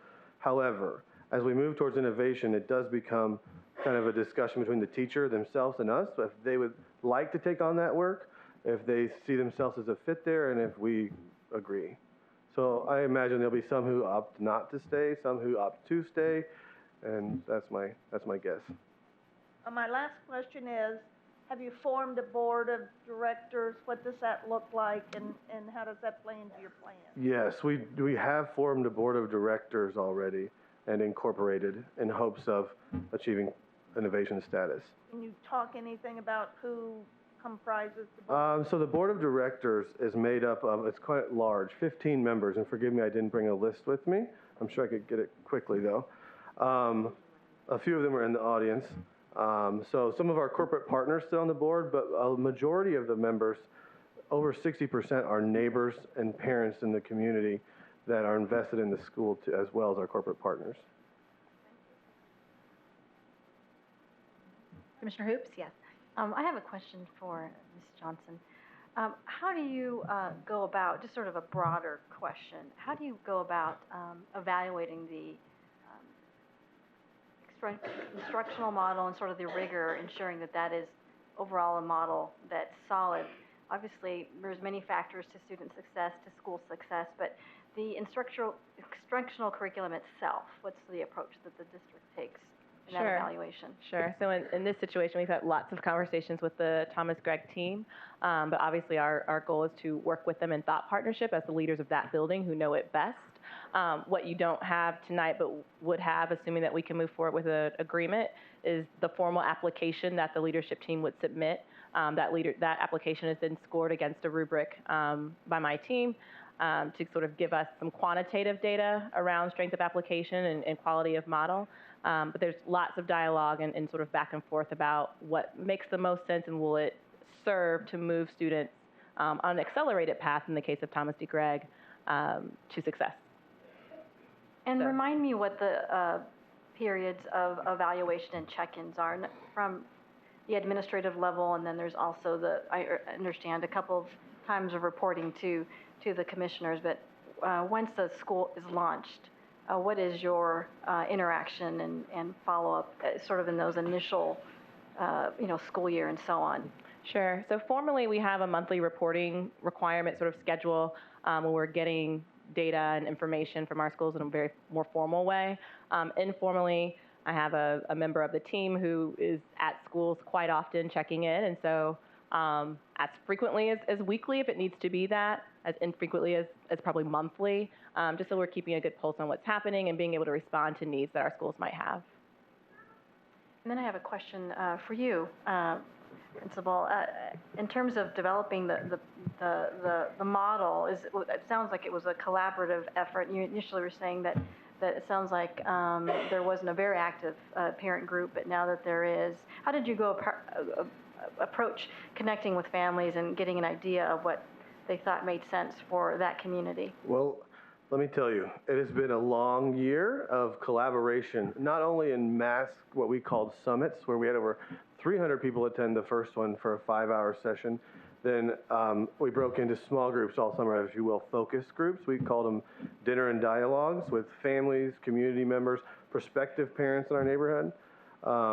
And we got feedback from them, what they wanted to see in the neighborhood school, what they wanted to see as an educational model, what they thought was important. What should kids get in kindergarten through 6th grade? That was our discussion. What did they like? And what did they feel like maybe we were missing? It turned up a lot of wonderful information. And I'd love to share pictures with you. We created a huge dream board for the neighborhoods. All of our residents put up what they dreamed of in their school. And so it was really powerful. We kind of took our direction from them. And then, of course, applied our expertise as educators to that. Thank you. Commissioner Gore? Okay, so am I correct that most of your students are walking students? So for those of you not familiar with School 50 or Thomas Gregg, forgive me, we are situated right on Michigan and Keystone. And so any student who lives across Michigan, which is like a highway in the middle of the city, is allowed to ride a bus. Some walk, some ride the bus for safety. Also, we're not far from, we're just like 7 streets over from rural. And so any of our kids that live like in the Parker-Oxford range across from school, Brookside, they take a bus over as well. Our boundaries are really small as we only go from pretty much where Woodruff Place starts to Gray Street and from 10th Street to New York. So we have what I believe is the smallest boundary of any school in IPS.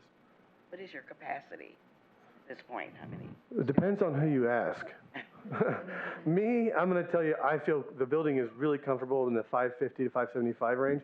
I've lived there with 720 kids, and there's just not a lot of elbow room. So we have a wonderful facility. It's beautiful, well-maintained, 86,000 square feet. So right now, we fluctuate monthly between 450 and 485. Students? Yes. Commissioner Moore? Yes, you said earlier you were uncertain how many teachers or instructors will go along with you. Can you tell us the relationship you've had and the conversation you had with your teachers in your school in helping to develop this model and the needs of the children? Certainly. From the very onset of this, we've had teachers involved. Even with the early discussions with the neighborhood, some of the key leadership team was involved. And then they've also came to the school summits, and they've been invited to the dinners and dialogues. We've also held informational sessions with them, even as recent as last night. We went back through our model with them to make sure they understood where we were headed and had any questions. So the input's been there all the way along. And also, it's important to know, we kind of broke into task forces after we decided that this was something we were going to pursue. And so you can imagine we had like what does our after school look like? We had S task force, and we had a educational model task force, and teachers were involved in all of those, as was I. And so I feel like we've got a good level of feedback, but there's a number of reasons, or a number of things that, a number of factors will affect the teachers' decisions to stay, or our decisions to stay with them too. So do you believe that the majority of them support the ideal of the innovation that you're trying to do? Yes, I believe the majority of them do.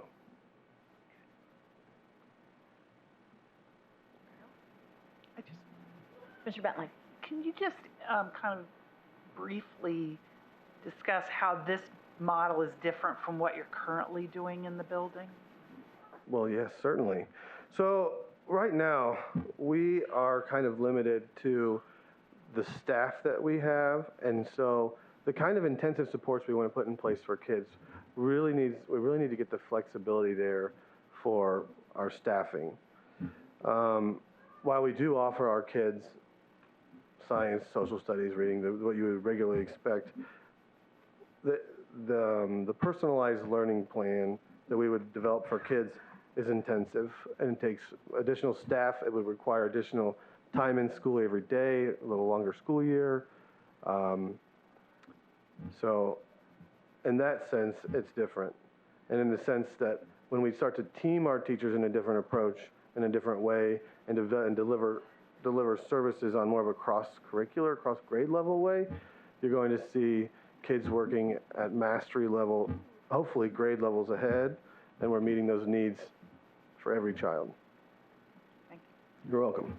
Commissioner Gore. Just one more question. Have you thought or worked through how your leadership team and your board of directors would work together to make sure that the students are getting the kind of quality education that you're looking for there? So I fully expect the board of directors to hold me completely accountable for the education of the students at the building. We also plan to engage with a group called Board on Track. Board on Track helps to educate new board members and to get them up to speed with what it means to run a school board. And I think that'll be very helpful as we take on a lot of people who may not have experience working on a board. So, yes. Did that answer your question? Well, I guess I'm looking for accountability and getting the data from you as to how you started, where you started, and where you'll end when we get your report. Okay, so perfect. Wonderful. I currently operate under something very similar here at the district, where we'll have set metrics that I need to meet. Students need to progress in, it could be attendance, it could be their reading levels, it could be their math levels. Obviously, I-STEP passing percentage rates are going to be included in my metrics as they judge my ability to lead the school. And so those are the things I intend to be graded on by the board and to keep track of, those types of things. Mr. Bentley. This is one, we're still in the fledgling stages of conversion schools, but you'll be one of the first that's converting that has not performed well. I'm the first one to admit that, test scores are one little bitty bit of what makes a great school. And so I guess, I need to know, what kinds of, how, because we're going to, obviously you're going to be held accountable for, your performance as well as the growth of the students, which to me is a better way of judging a school. So, are you confident that this is the model that's going to move the students in ways that we haven't seen up until this point? I am very confident this is the model that's going to reach our kids. We serve a population that comes to us, like I said before, with many, many needs, wide variety of preparedness for school. And when you look at a personalized education plan for kids, you really feel like I can get the best out of any theme that you might ever see, because I can tailor that education for those kids' interests, their needs, and their abilities. And also I feel like with the staffing structure, I'll be able to really get those kids the kind of support they need, whether it be one-on-one or small group tutoring, to address their needs more effectively. Okay, thank you. I have one other question. It's probably more for Dr. Farabee. I know that we're in, are we piloting a program on the east side as far as, I know mobility is an issue for your school as well as some of the Yes, other it is. schools on the Near East Side. Is that something that we're looking at so that when students like move out of the 15 boundary that they don't have to change schools? Is that part of that initiative we're looking at on the Near East Side?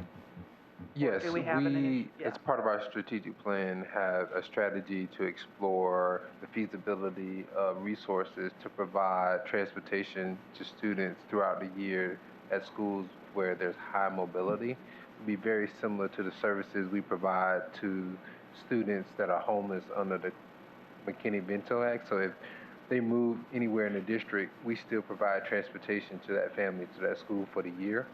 So we're looking to redirect some of our savings from our transition from a 2-tier transportation system to a 3-tier transportation system as a possible resource for providing the level of funding needed to provide that mobility transportation for those schools that experience high mobility. But are we also looking to expand that to more than just that academic year, so that students, I mean, we have students that are in 6 schools in 6 years. Even if they can finish the school year, they still have that constant mobility in and out of schools, even if they're, I mean, are we looking at ways that we can expand that so that if a student is at school 15 and they move out of that boundary, you know, they could stay there. If they're a second grader, they can continue at school 15 until they're in 6th grade. Are we looking at? We can explore that. Obviously, as you extend the span of time, right? I know that's the cost. Transportation, yeah. the cost would right. Significantly increase. But we're committed to addressing mobility through transportation in some way possible, and if resources allow, we can explore a more extended period of time for students. Okay. I mean, I just think that is, I mean, that's a key issue with a lot of our schools, but it seems like particularly on the Near East Side, because you've got a lot of densely populated areas and a lot of elementary schools that aren't really too far from each other, but you have students that sort of bounce from one school to another. And then my last question, I know you go through 6th grade currently. This is correct. And it sounds like you've got capacity in your building I mean, has there been any thought about adding middle school grades to your building so it can become a K-8? Or has that been part of any discussions with your? I think it made it to the dream board, but we were going to manage the K through 6 situation that we have now. The district is moving towards, I believe, like a more traditional middle school model, and a lot of our parents were excited about that. So the majority of our kids like to attend Harshman. It seems to be a popular choice this year, as in every year. I mean, I hope we're not moving to a traditional middle school model. Forgive me if I misspoke. Forgive me if I misspoke. I think we kind of prioritize I'm a big K-8 fan. I know it's not for everyone, but that was because it sounds like you potentially could have capacity if down the road you chose to go in that direction. Yeah, assuming that the neighborhood is constantly changing and the population of students is assuming the space is there, we're not opposed to it. Okay. All right. Great. Thanks. You're welcome. Thank you, Ross and team. Appreciate it. Appreciate it.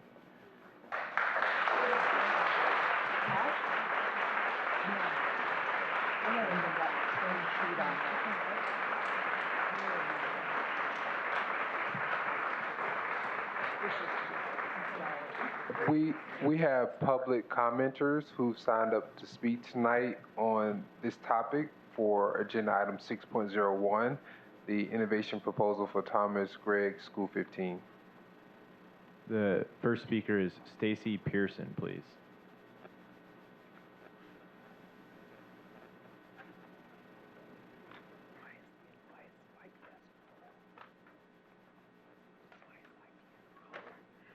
Good evening. My name is Stacy Pearson. I've been at Thomas Gregg for 2 years now and with the district for 16. I'm excited by I'm short, sorry. Is that better? Yes. I'm excited by the opportunity that Thomas Gregg Innovation School model provides because it has action steps to involve the community, staff, and students in building a family environment in new and interesting ways for all of us. It focuses on building the individual plans for students by addressing both their strengths and improvements needed. Student academic growth is supported by allowing more flexibility with the teaming across grade levels and contents. The teams will make planning and delivery of instruction match the strengths of the teachers to the improvements needed for the students with more fluidity and consistency. The delivery of supports becomes a group endeavor to make the most of all the available talents.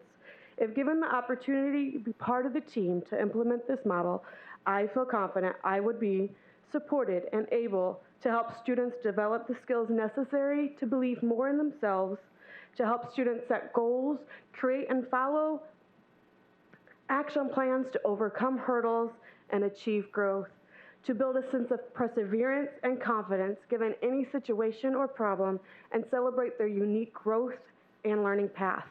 Thank you. Thank you.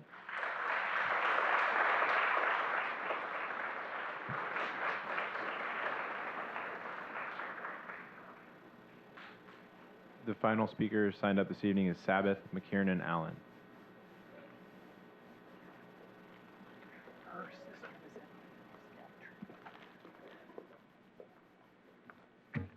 Hello, my name is Sabbath McKernan Allen, and I'm a second grade teacher at Thomas D. Gregg Elementary School and a proud product of IPS. Before I tell you why I support Thomas D. Gregg's transition to innovation, I would like to share a piece of my teaching philosophy that I wrote in college at the height of my idealism. Most importantly, I believe that all children can learn.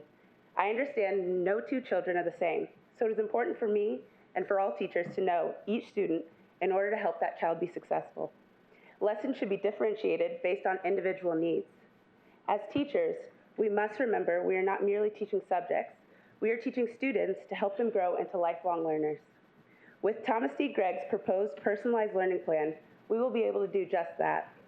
The teachers will have the opportunity to meet every child where they are academically. Each child will be given the means to find success.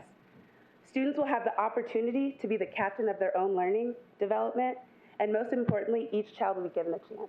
Thank you. Thank you.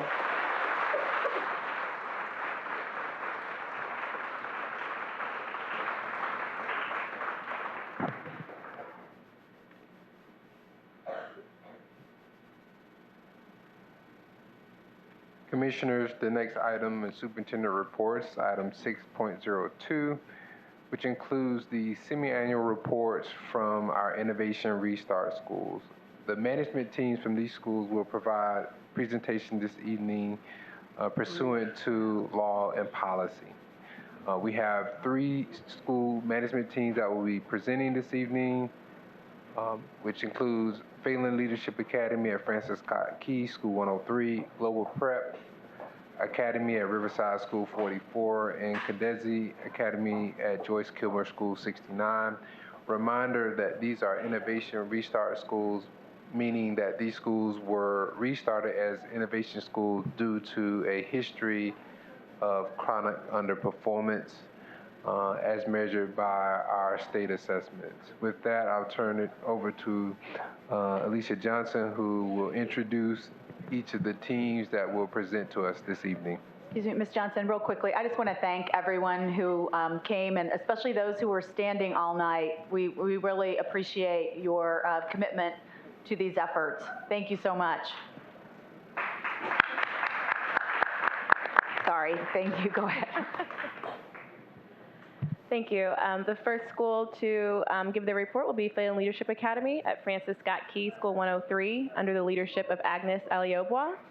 So I welcome her to come up. PLA at 103 is in their second year of an innovation restart.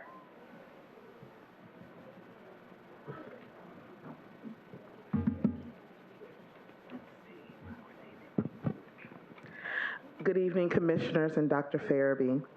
I'm excited to have this opportunity to share with you the progress at Phelan Leadership Academy at 103. I have with me a handful of staff members, a few students and parents, and community members who are also here to show their support. During this presentation, I want to share with you an update on where we are compared to where we started this school year and share some of the strengths and opportunities we are currently facing. My objective tonight is to share with the board PLA at 103's progress from the beginning of the year to the middle of the year. First, we continue to see an increase in student enrollment. To paint a full picture, last year we started managing 103 with an expectation of 300 scholars. We ended last year with 380 scholars. We started this year planning for 400. The school year started with 425, and we are now at 472. That's already an 11% increase since the start of this school year. As you know, the scholars at 103 have been underperforming for several years. At the time, Dr. Farabee and the board decided to launch this groundbreaking approach to school improvement. As you can still see here, we have a lot of progress to make. We take the job in front of us very seriously, and with each day and each scholar, we are making strides in the right direction. We stand committed to continuing to work hard and look forward to our scholars' outcome at the end of this year. Based on our ISTEP scores from last year, we determined as a school our focus would be twofold. First, we wanted to maximize opportunities for interventions. Given the wide extent of scholar performance, we decided the best approach to begin moving scholars would be with small group instruction wherever possible, both in the classroom and outside. Secondly, we would shift instruction to support increased rigor and specifically reaching depth of knowledge level 3 with a heavy focus on math instruction. In this slide, you see our mid-year growth on the STAR assessment. Typical growth would be to make 5 months of growth in 5 months. On average, we saw 4 months of growth in reading. We are closing the gap toward typical growth when it comes to reading. Here, we see our mid-year math growth. I am particularly proud of what our staff and scholars have been able to accomplish. We made a few instructional shifts at the start of this year based on our data, and I believe this chart shows that those shifts are paying off. We decided that for most of our classes in grades 3 through 7, we would departmentalize math and reading, and where possible, placing our strongest teachers in math where we had the greatest need. Secondly, we homogeneously grouped all classrooms K through 7, creating an intervention class at each grade level and providing each intervention class with 2 instructors. Looking at our math results as a school, mid-year, we've gained 7 months in 5. And as you can see in some grades, 3, 5, and 7, we've already grown by 10 months or a full year in 5 months. To understand the legend, green is the goal. Blue means we are above pace. Yellow is the bubble, and red is at risk, where we need to position a lot of additional support. So in thinking about the strength of our instructional model, I think it can really be best understood through seeing it in action. And since I cannot teleport us all back to 10 a.m. this morning at our school and take a walk around, we thought a few pictures would help paint that idea. So first, we have been emphasizing student-led and student-centered learning. You can see that here with scholars doing the heavy cognitive lifting through group facilitation and close reading. In addition to that, we work to provide learning opportunities that are hands-on. This is the next picture.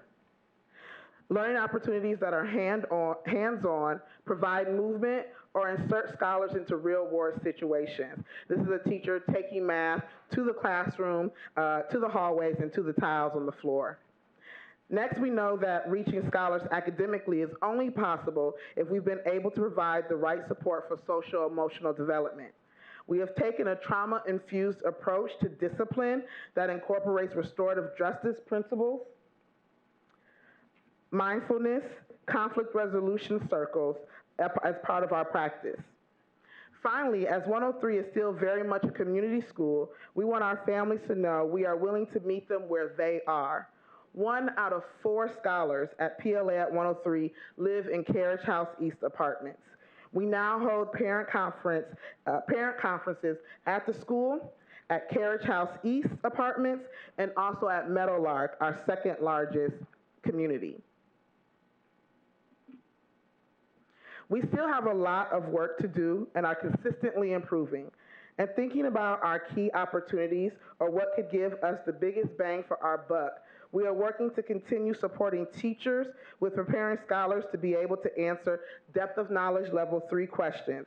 These are the kind of questions and tasks scholars are being asked to do on ISTEP. Further, this will push their critical thinking for all of our scholars. Secondly, we want to make sure our scholars are familiar with how to answer the applied skills and enhanced technology questions.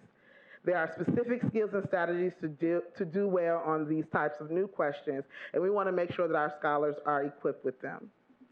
Again, I want to thank you for the opportunity to serve the Far East Side community at Phelan Leadership Academy at Francis Scott Key School 103. I'm open to any questions.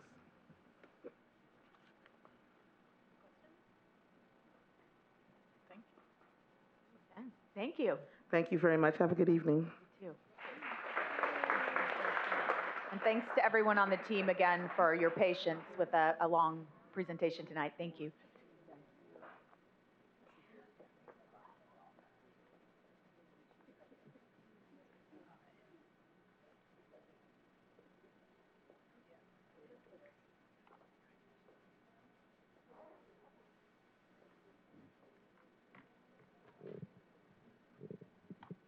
Apologies.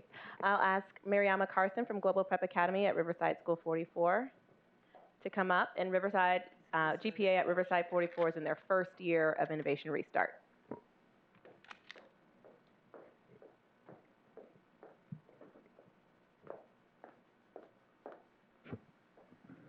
Good evening, Dr. Fairby and Board of Commissioners. It's great to be back. I feel definitely kind of lonely here, though, after PLA leaves with a crew. And we come in, the two of us, my assistant principal, Sherry Scott, and I will be presenting today. And we would have more people if it were not for the father-daughter dance tonight, where all of our crew is.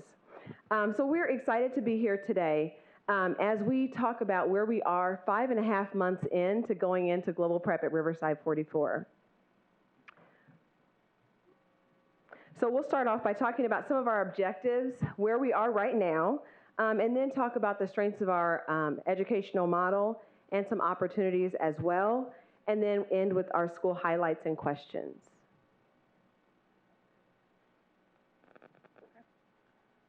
All right, as we look at our enrollment, we were honored that we had 393 of our leaders to join us at the beginning of the year.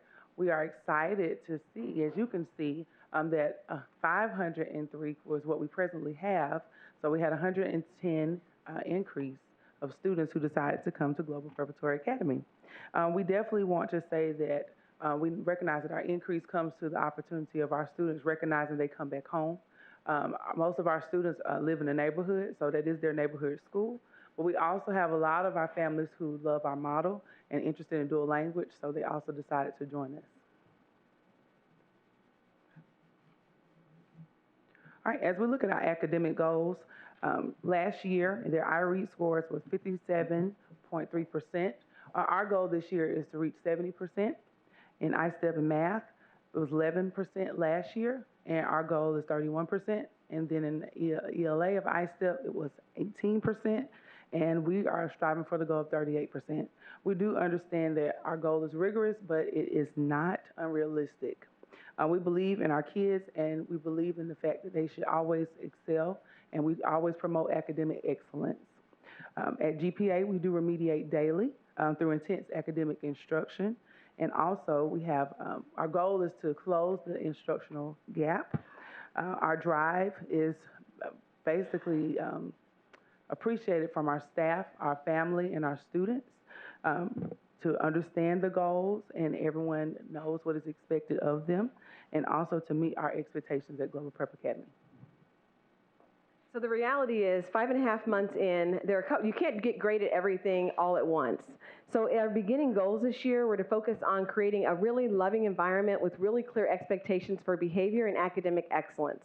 Our focus was to look at reading and to grow as a staff in terms of teaching reading and students performing at grade level.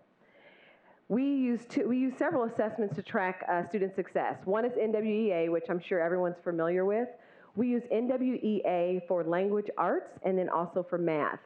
Our intention, because we are testing in 2 languages at K through 2, we didn't want to over-test the students, so at the beginning of the year, we decided to do NWEA for reading in grades 3, 4, 5, and 6. We use what's called a DRA, which is a running record reading inventory for K through 2, and also use that at 3 through 6. So what you see here is data from just grades 3 through 6 because they had NWEA data at the beginning of the year. We have determined since the start of the year that we want to have a really strong measure to norm nationally. So we are now using NWEA with all grades, but you don't see it here, but you will see it at our mid-year data or our end-of-the-year data as we have comparative. As you can see, our students started significantly behind level. You see the norm writ that is posted there, and you see where our students were, but there are gains being made from fall performance to winter performance. Every week we dismiss early at 2 o'clock on Thursdays for professional learning communities, and what our professional learning communities are focused on are student data, not just from NWEA, but actually Lexia Core 5 and also common assessments. So where we see our data right now, we know that we have to have increased achievement in order to really close the gap that exists, especially with grades 3, 4, 5, and 6. 90% of the students that are at grades 3, 4, 5, and 6 were at Riverside 44 last year, and we're learning what they need more and more to grow them to where they need to be. Here you can see the NWEA math data where all students were tested, kindergarten through 6th grade. The norm writ for fall is posted, and you can see where their fall performance was, as well as the growth that we've had from fall to winter.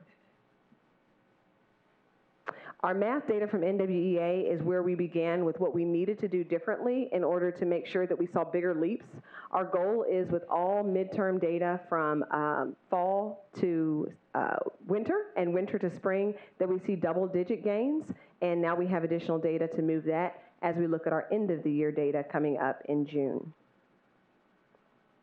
So some of the strengths of our instructional model. Whether students are in the dual language program at grades kindergarten, 1st, and 2nd grade, or they're in grades 3 through 6, our model's predicated on 3 things. We have a loving environment with very clear expectations. We also focus on language, written, reading, speaking, and also spoken language, reading, writing, and speaking, and then also experiential learning. So within our model, embedded in our school day is tutoring. So 45 minutes of the day, all students receive embedded tutoring, and we have a tutoring model that all teachers use. We also have after-school homework help and tutoring available to all students at no cost on Mondays and on Wednesdays, and teachers stay after to do that. And then our experiential learning component is what really brings the learning to life. So whether students are learning through English or learning through Spanish, our year is broken up into 6 themes. And so within those themes, students have increased opportunities for outdoor education. So we have a garden, and we also have chickens and a greenhouse, and we're partnered with Purdue Extension and also the kitchen community. And we also hired a teacher that is focused on the experiential learning piece and outdoor education. All of our students also have 6 field experiences a year that take that learning that they have in the classroom and really bring it to life outside of the classroom. And then anytime there's an opportunity to give our students experiences that they have not had, we provide that as well through things like yoga and violin, which our students are exposed to. Some additional opportunities and supports that we are working through is as we get to know our students, 5.5 months isn't a long time, but we know a lot more today than we did back in August. That being said, gaining more insights into what our students need both academically and behaviorally have been the greatest challenges. The after-school tutoring that we provide is one way that we close that gap, but we also provide intercession for students as well. So our intercession takes place of the 2 weeks that we have on fall break and on spring break. We have an additional week where we invite students that are not at grade level to stay. And we appreciate the partnership with IPS because they provide transportation and food service. And students are able to have class sizes of 12 and really get the individualized instruction that they need. And we also have an in-house mentoring program. We hired 4 additional behavior support team members that not only discipline students when they're not doing what they're supposed to be doing, but really focus on building those students up so that they understand the mistakes that they're making that are getting in the way of them achieving at high levels, which we know that they're capable of. We've seen this year increased engagement with our students, with our parents, and also with our community. Some of the pictures that you see here is just a little taste of the things we've been doing this year. We focus a lot on cultural understanding and really the excitement around learning about other cultures and celebrating your own. So while we are a dual language program at grades K through 2, our focus is on students understanding many cultures, so we're multicultural. And one of the programs we have here was a celebration of cultures where students danced and performed and learned about this global world that they're important citizens in. The outdoor education increases student achievement as well, and it's important for our parents to learn alongside us. So everything you see here, our parents are invited to join us, and the turnout and engagement that we've seen from our parents is unreal. Beginning of the year, we had our conferences with parents, and we had 92% face-to-face conferences with families. It's important to us that we make that initial connection and we continue to build off that connection throughout the year. So our teachers met parents in their homes, met parents at Starbucks, met parents on their jobs, whatever it takes to make that face-to-face, eyeball-to-eyeball connection to really work throughout the year. Our second semester conferences we had, 97% face-to-face conferences. So our parents are engaged and excited, and the community is as well. I welcome any questions. Commissioner Arnold? If I remember correctly, it was a dual, you were implementing your model Yes. for the younger children, but continuing. How has that worked out? Or It's been going well. So our first year, K through 2, is half-day Spanish and half-day English. Next year, it'll be K through 3, half-day Spanish and half-day English. The data has been, it's been very good to keep our eye on the data because we do have some students, especially in second grade, that are significantly behind grade level. So we have a couple of English-only classrooms that we've set up. One, because the data said they needed intensive support in English because that was their native language. And the other because we did have some parents that were uncomfortable with their child learning in 2 languages because they were behind. So it's coming along. We use the data to guide what we do with each and every child and make sure that parents feel like they have a say in what kind of program their child is, and we understand that we'll have to have the English component available as an option. Commissioner Gore? Yes.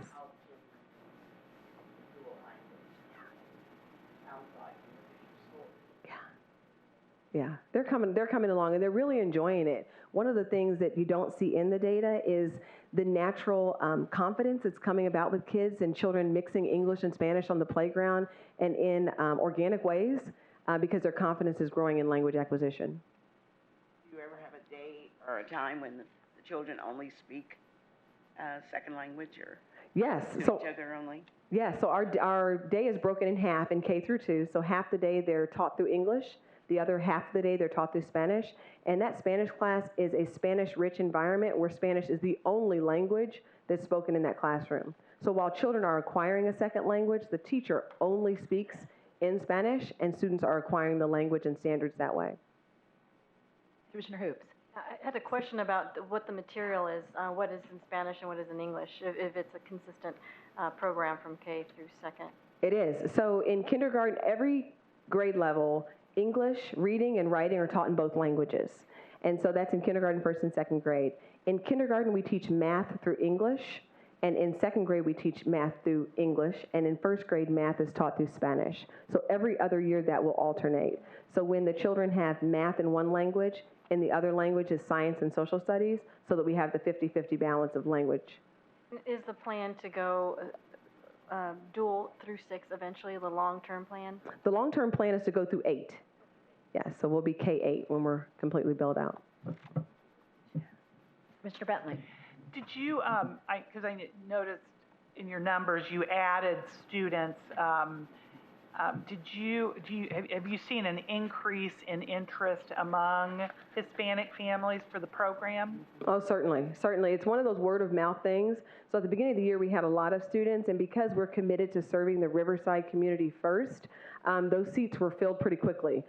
We still get families that are Spanish speaking that have heard about the program and try to enroll every day.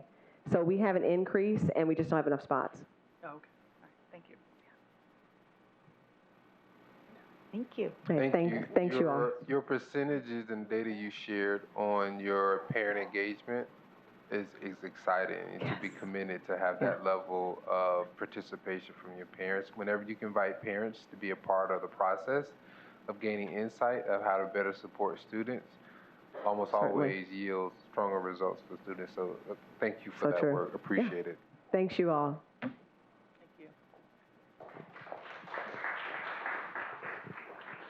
Our final presentation is from Shanae Staples, who's the principal at Kendesi Academy at Joyce Kilmer School 69.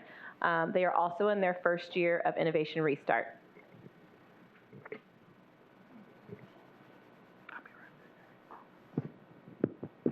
Good evening, Dr. Farabee and commissioners, and welcome to the new commissioners that we haven't had the opportunity to present before. So I am really excited to share about the progress we've made at Kendesi Academy at Joyce Kilmer 69 in just these short 7 months that we've been able to share with our East Side families. Similarly, we'll share some academic updates as well as our objectives and goals for the year. So we began the year with 329 students, and at the time that I sent this to Alicia, we were at 385. As of today, we're at 389 students. So we've been fortunate to see pretty rapid enrollment growth since the beginning of the year. I think one of the things that has been really encouraging is most of our students are still from the School 69 boundary, but what we're finding is that families that have moved into the boundary that would have traditionally chosen another option now feel comfortable returning to Kendesi Academy as their school. So as you can see, our academic goals are to make about 10% growth gains in iStep and iRead. So we saw that in 2015, 2016, our students performed at about less than 30% proficiency in iStep and around 58% in iRead. And so our goal is to achieve 10% growth there. Overall, our goal is to increase our average reading growth by 1.6 years, with our understanding being that if our students are far behind, they need to make exceptional gains each year to ever be able to close that gap. So what you can see here is our reading performance. We are fortunate to have a pretty comprehensive reading curriculum from American Reading Company, and we use their 12-step school transformation model. So all of our students are tested on an assessment called the Independent Reading Level Assessment, IRLA. And so as you can see here, most of our students started the year significantly below grade level, at least 2 years below.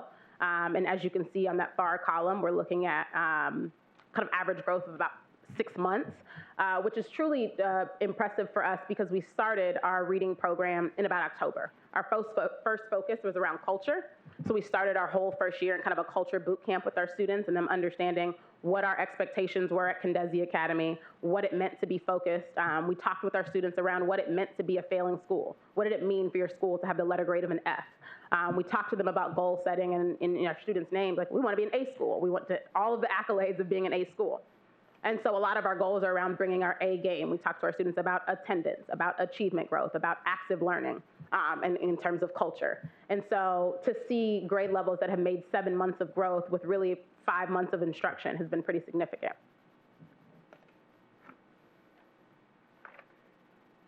So our next slide is around our math growth. So we also use NWEA for both reading and math. And so again, you can see that with that first column being the fall writ norms, most of our grade levels were pretty significantly behind. If you're familiar with writ scores, even 4 points is a significant difference in grade level. And so we've seen at least 6-point gains in most grade levels. And so it has also given us points to focus on with our 4th and 5th graders who had, some of the lowest growth in the school, and us be able to support those teachers and how we, really improve and target their math instruction going forward. Much of our growth has been from our instructional model. We have 2 teachers in each classroom, and so most of our students' learning happens in small groups. So our students are able to rotate from small group teacher instruction to blended learning, and so they use adaptive, so we're one-to-one. Again, very thankful for our partnership with IPS to be able to have a one-to-one model with technology. And so our students use blended learning programs that give them a diagnostic at the beginning of the year and then create an individualized learning program for them. So they spend a third of their block on those online programs, and then a third of that instruction in small group collaborative work. So again, one of our strengths of our model is our comprehensive reading curriculum through American Reading Company.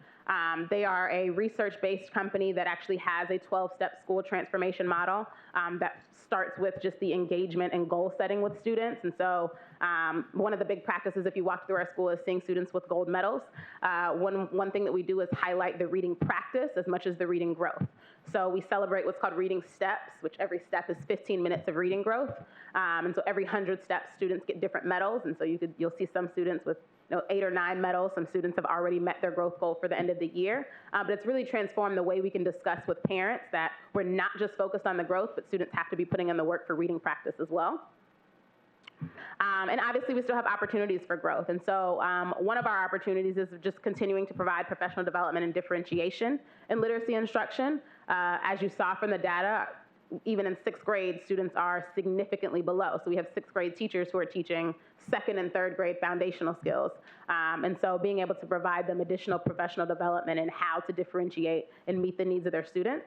And then, as always, increasing our use of data-driven instructional practices so that our students, our teachers and students are always targeted on where our students are and where they need to be. And so with that, I'm open to any questions that you may have. Commissioner Gore? Thank you very much for coming this evening. I just wondered, I know that you have 2 teachers per classroom. Do you feel that you're getting the return for that investment of the Yes, absolutely. classroom, and tell me how that's operating? Yeah, certainly. So, inheriting a school that had a failing culture came with significant behavioral challenges. And so if we look from the culture lens, having 2 people in the classroom to balance out when there's student disruptions or when a student misbehaves, there's not a loss of learning time for the rest of the class because there's a second teacher who can intervene, support that student, sometimes step out and just have kind of a what we call peace talks or peer mediation conversations with them and bring them back in. But when we think academically, we're able to integrate that small group model pretty much throughout the entire day. So there's always the opportunity for 2 teachers to be leading small groups, or for 1 teacher to be leading instruction with maybe 15 students, and another teacher to be pulling 5 or 6 who might be significantly behind or significantly ahead. So it provides us just a lot more ability to differentiate for our students, both in academics and in culture. I just had a quick question about capacity. Obviously, you're growing quickly. What's your capacity for? So building capacity is 506.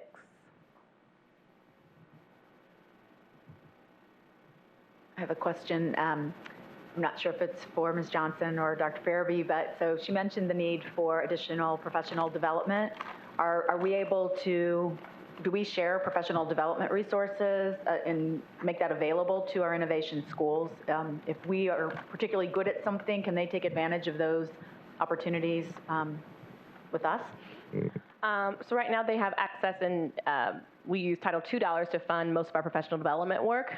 Those dollars now sit with Kendesi Academy, but in fact we're working now with the curriculum instruction team to figure out ways in which, if there are places where we can share expertise and offer that to our partners so that we're not doubling efforts. Right. I wondered, since that seems to be an area that you're really looking at, it would be great that you could benefit from the partnership with the district in that area if that works out for you. Yeah, absolutely.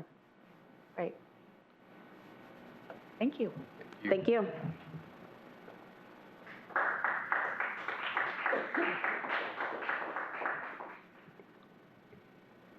Commissioner, this concludes the semi-annual reports. We will have annual reports at the end of the year as well for the partners that presented tonight. going forward, we will have semi-annual reports from other innovation school models as well. The next item on the agenda for superintendent reports is a briefing on innovation schools and where we are with some of these schools that were discussed tonight and other opportunities as we look ahead. So with that, I will turn to Alicia to provide the update. Again, this information was also shared at our agenda review session on Tuesday. Yes, Ms. Johnson. Also, commissioners, are you okay? We've had quite a bit on Edison and Avondale Meadows this evening. Are you okay if she focuses her comments mostly on Elder Diggs? Yes. Does anyone feel that, okay. Thank you. Thank you. Oh, there you go. I think they had it teed up, assuming that. So this is really just a brief update for Board of Commissioners where we are in our work with Elder Diggs School 42 and to make tonight a formal recommendation of an Innovation Restart partner as Ignite Achievement Academy. So just as a reminder, the board heard an initial presentation from the Ignite Academy leaders in October with a follow-up presentation happening in November. This doesn't include the timeline of what was happening at the time with Elder Diggs, but also in October we received the state data back, which sort of classified Elder Diggs as having received their 5th consecutive failing grade. And so in December, met with school staff and families and talked about eligibility for Innovation Restart. And then in January, made a formal recommendation to this board that the school go through an Innovation Restart process. We've conducted 2 introductory family meetings at Elder Diggs School 42 with Brooke Beavers and Shaquan Eli as the leaders of Ignite Achievement Academy thus far. We plan to continue to engage families and community partners. I've met with a number of the community partners who are existing at Elder Diggs just to make sure they're aware of potential transitions that might be happening at the school.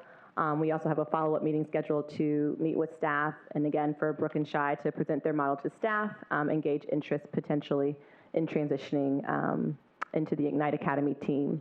And so we will continue to do that engagement in March with hopes of bringing to you a formal innovation agreement for approval in the next couple of months so that families will know what will be happening for next year. Commissioner Hoops?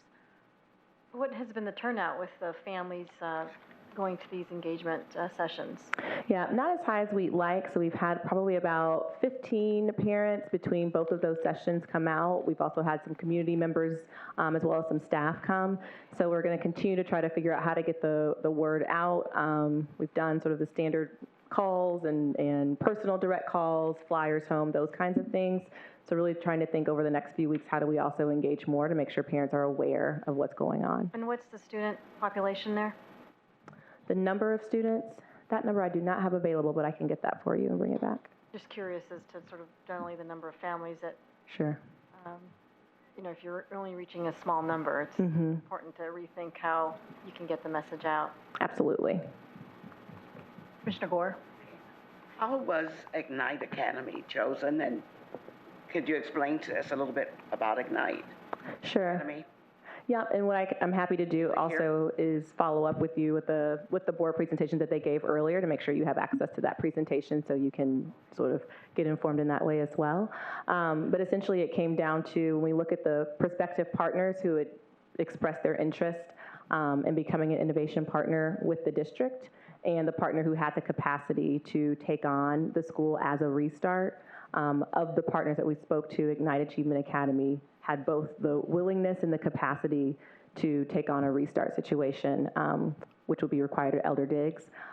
They also happen to have, particularly Shaquan Eli, lots of connection to the west side in that community, and so already some established partnerships and relationships in that community. Commissioner Arnold?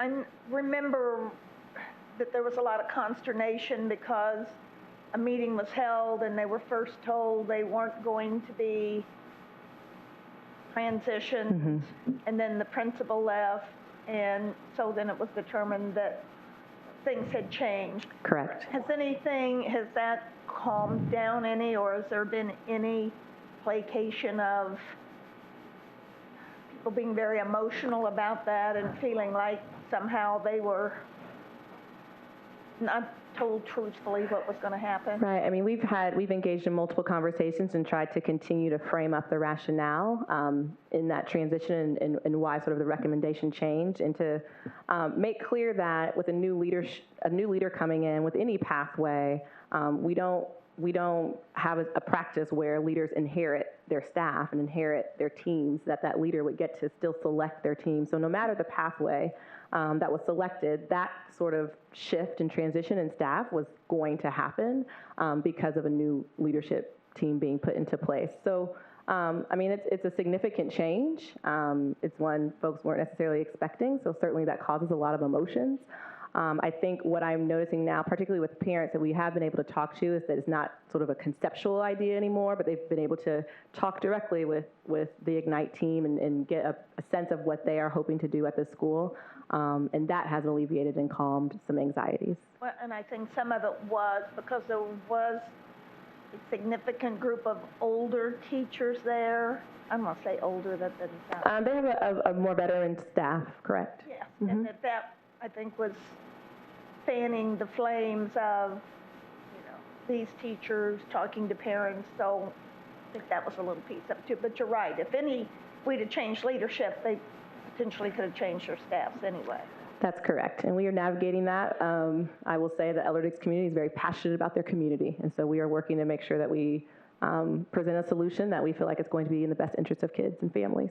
Have we figured out how to work with the group of gentlemen that were here earlier?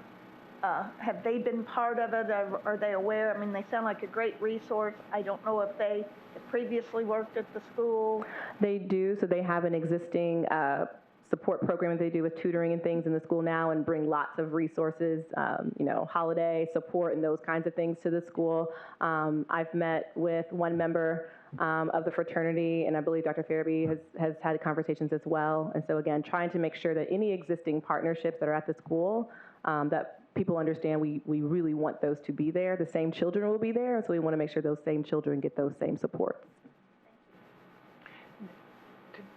Commissioner Bentley? There was a gentleman that spoke earlier tonight that was a parent, right? I believe a parent from the former school where Brooke and Shy were the school leaders.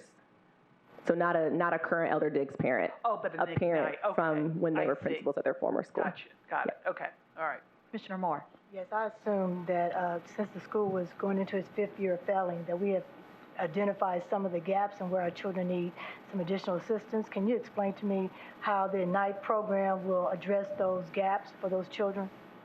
Sure. So I think they are coming in with an accelerated learning model, which sort of means you hold this high bar and then you figure out the scaffolds you need to put into place to make sure you're holding students to that high standard.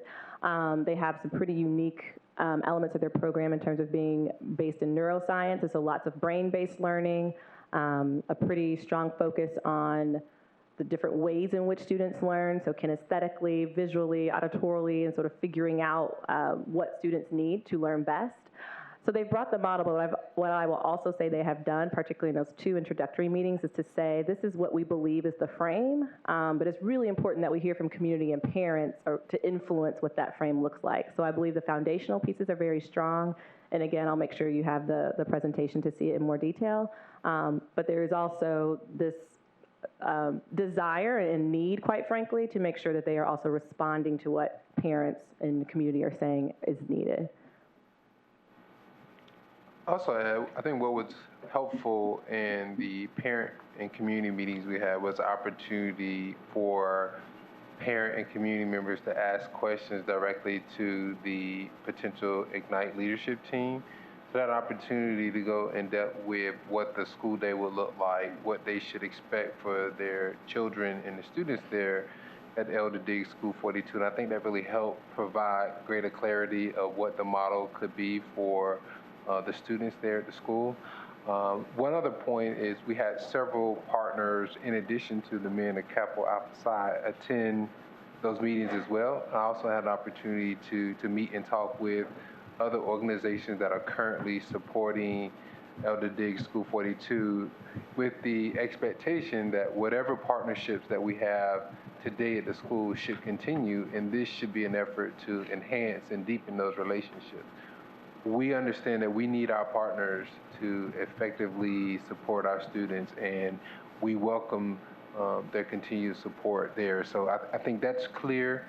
And we answer questions that all parents want to know, such as, will this change my child's transportation to and from school? Will this school continue to be an IPS school? So I think having an opportunity for parents to ask those questions and respond was extremely helpful. I also want to clarify the point earlier in terms of, would the staff change regardless of the situation? Given where Elder Diggs is with school performance is the primary reasons why we need to make a change in terms of leadership. And in these cases, when the level of intervention is at this status, it is typically a change in leadership that requires either some type of transition in staff as well. So it is not the norm for a principal to be hired at a school and then the entire staff changes.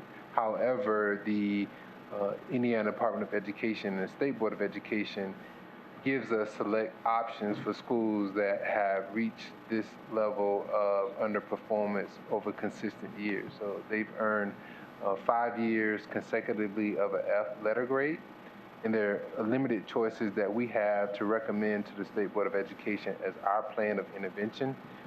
And I mention that because it's important to note our plan, because if we're not able to produce a compelling plan that would be ultimately approved by the State Board of Education, and the State Board of Education has the authority to intervene, again, given the school's performance.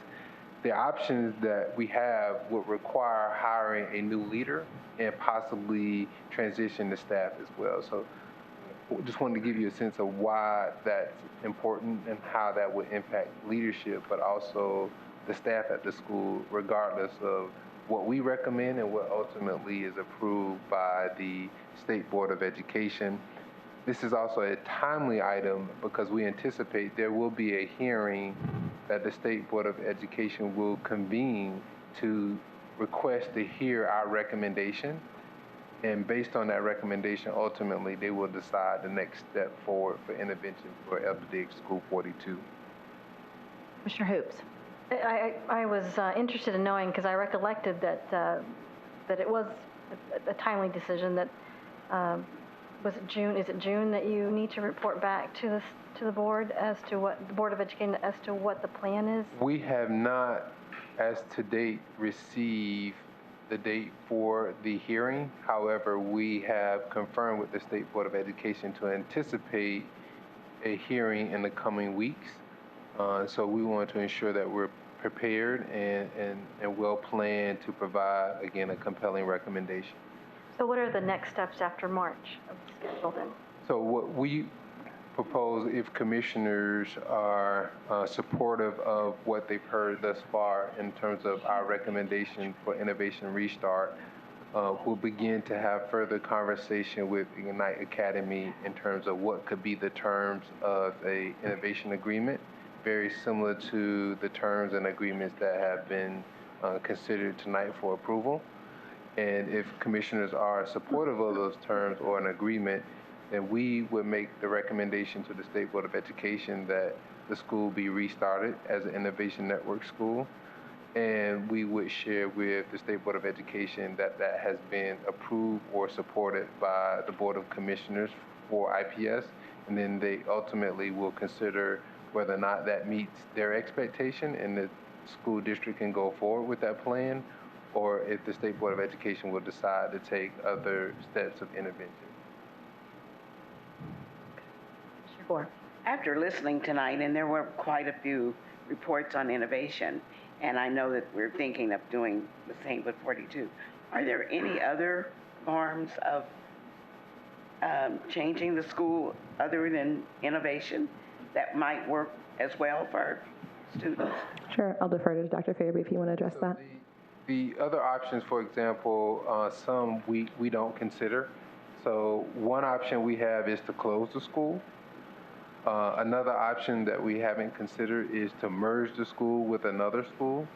Our two strategies that we have utilized over the last 2 years has been either a innovation restart or transition the school to a transformation zone school, which we currently have schools in now. And that was, for example, our recommendation for John Marshall Middle School.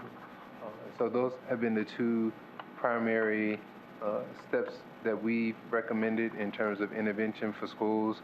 And again, there are a couple other options, but we don't believe those options would meet the needs of the students and families of the school that have been struggling with student achievement. And the transformation zone, you don't feel that would work there at 42? And so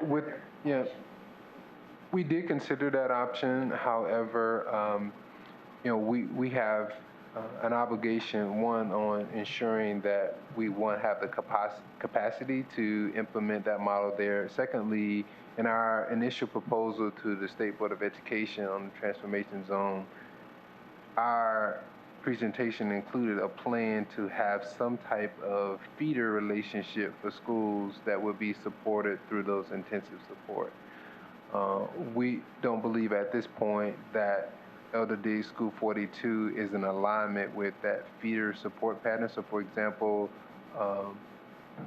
Arlington High School will now be the high school for students that are currently going to John Marshall for the 2017-18 school year. So given the relationship between John Marshall and Arlington, we believe that that was an appropriate relationship and feeder relationship to make the recommendation for the transformation zone. So the principles for the transformation zone, we don't believe are necessarily aligned to the intervention that would be necessary and be best supported at Elder Diggs School 42. And again, and it's important to note, while we made that recommendation for John Marshall, we still have not received formal approval from the State Board of Education that is the approved model. We actually have been given additional documentation that we need to complete for the State Board of Education to consider for that model to be approved for John Marshall. So we want to ensure that we're able to, again, to produce a compelling argument to the models that we select for intervention and be thoughtful about it. So that they can approve it. Exactly. Is it at School 42 or at Elder Diggs previously, there has been additional support because of the chronic unsuccess of the school. And so we have already invested some strategies. So this isn't like we haven't had a strategy previously. Our strategies have not been effective. Yeah, so we have had strategy to provide intensive support through the school's priority status. And they have an academic improvement officer and other supports. Unfortunately, just the history of chronic underperformance, there have been some transitions in principalship over the last 5 years, and we're at a point where we need to go in a different direction. But yes, the school has received support from the district. That's what I just wanted to make the point that although you're not considering transformation zone status for the reasons that you explained, we've previously done sort of some of the supports that you would find in some of the transformation zone schools. Not exactly, but those extra resources and extra support that you would get by that relationship. Okay. Does that make sense? So what do you want from us? Just Yeah, so this is a review again of our recommendation. Our ask for commissioners at this point is there any reason commissioners believe we should not go forward and continue our conversation with Ignite? Because again, we believe this is the strongest recommendation that we can present to the State Board of Education. So we request support from commissioners to continue our conversation with Ignite as the recommended partner for the Innovation Restart. We don't need to take a formal vote on that, but if anyone has concerns, you can express those concerns now. Otherwise, then Dr. Farabee would assume that we're ready to move forward with that. I'm supportive of moving forward with it. I just want to reiterate again that the priority to ensure that we're finding ways to connect with those families, because I think it ensures, as you said earlier when talking about global prep, the key to the success is definitely parent engagement. So we need to start from the beginning for the school launches, that we've started connecting with them and giving them an opportunity to participate from the beginning. Agreed. I think that's one of the reasons why we tried to note in the slide that, even the meetings that we had in February, we'll continue those in March and beyond to ensure that that level of engagement occurs. But you're right, we want to ensure that our parents are comfortable and feel good about our plans for the school going forward. Mr. Bentley. I mean, I support moving forward with this too. I know last month it was, there was a lot of frustration on the part of the staff of the school. But I think, what I have to keep remembering is that it wasn't going to stay the same.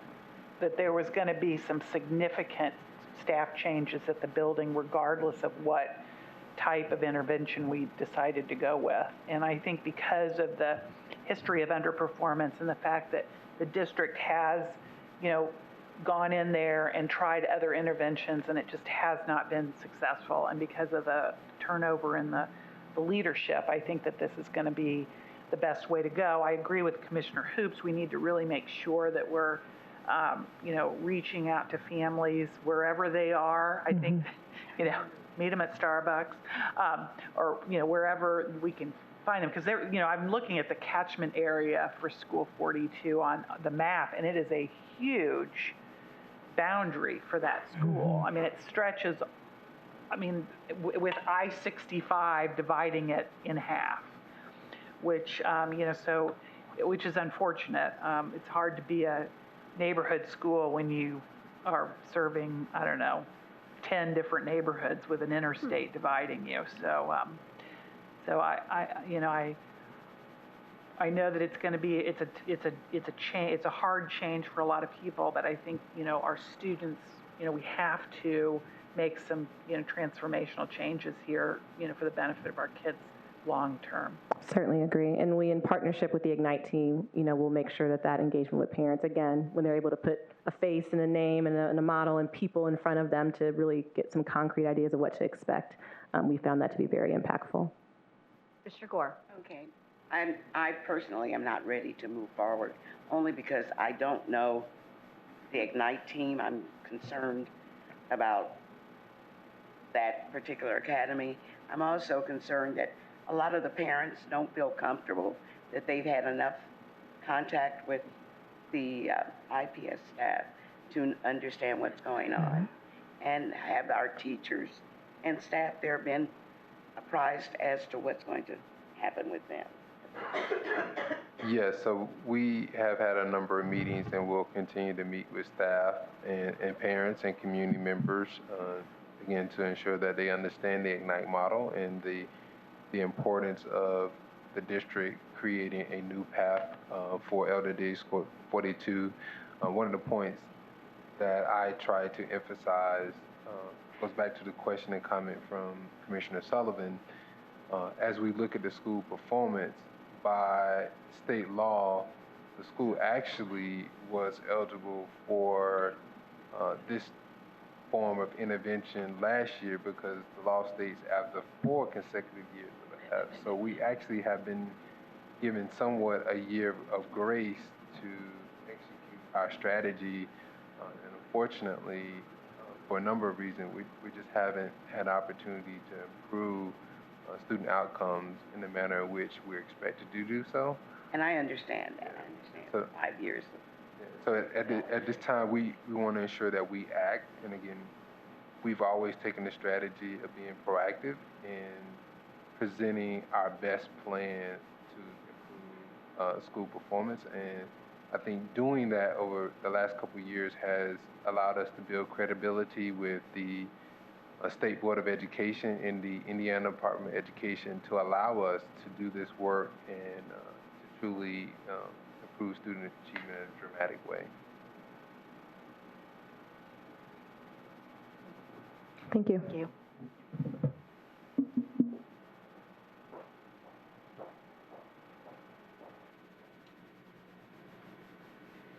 The next item, Commissioner, is 6.04, which is a briefing on our facility Utilization Task Force.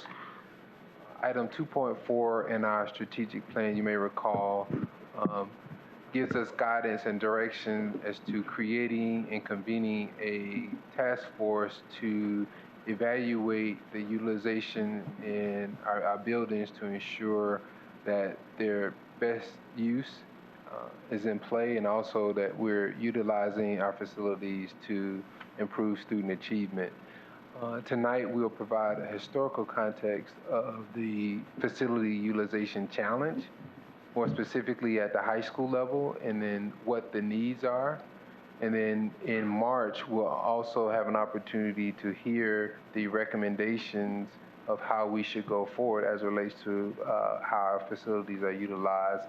And so we wanted to provide, again, that historical context tonight and present the need to act. And there is a point that will be presented that we'll ask for some guidance from commissioners on that will impact our path forward in terms of high schools and where and how they should be configured. So with that, I'll turn it over to David Rosenberg, who has been leading this effort and has been the facilitator for the Facility Use Task Force. Good evening. This presentation on the work of the IPS Facilities Task Force and the utilization of IPS buildings will be the first of many we bring before the board over the next several months. We know these discussions will not be easy, but we believe the data demonstrates why the district needs to act now. So in this presentation, we'll detail how we got to where we are today, why the time to act is now, give background on the members of the task force and their expertise, ask the board for some further direction, and discuss next steps. So as we begin with the historical context, we see that IPS had its highest enrollment of about 109,000 in 1967. Note that in 1968, John Marshall was built and was the last high school constructed in the district. However, over the next 4 decades, several policy and historical events led to the continual loss of students in IPS to bring us to our enrollment of about 30,000 today and holding steady. As we take a snapshot of the 1964-65 school year, we see that IPS had 25,000 high school students throughout 10 high schools. At this point in time, IPS was averaging over 2,500 students per high school. But since 1964-65, where we saw strong utilization in each building, the number of high school students in the district has continued to decline, but the number of buildings has not followed suit. One example to note is Shortridge, which was closed in 1961 when the district had nearly 18,000 high school students. However, just 3 short years later, Shortridge reopened, even though the district had lost nearly 4,000 students in that time span. This trend continued throughout the 2000s, where IPS would lose high school students by the thousands, but the number of secondary buildings would not shrink. So this brings us to our projections for next year, where we're projecting 5,352 students at 7 buildings, leading us to a 37% utilization rate. Digging into this more, we see a high utilization rate at Tech of 60% and a low of 21% at George Washington. This slide further details the issue in the district. For our projected 17-18 high school enrollment, we could fit our entire high school population in 2 1/10 high schools. But for next year, we will operate 7. So why must we act? As we've seen in 1964-65, IPS had over 25,000 high school students at 10 high schools. For next year, we're projected to have 5,352 students in 7 high schools. Thus, over the last 53 years, IPS has lost nearly 20,000 students, but has only 3 fewer high schools that we operate in. So we do believe now is the time to act. So what has the administration done? The IPS strategic plan calls for a facilities utilization committee to recommend opportunities to improve academic and operational needs through facility changes. The administration was able to form a great 16-member task force with 8 internal members and 8 external members. Together, these members have over 220 years of combined relevant experience.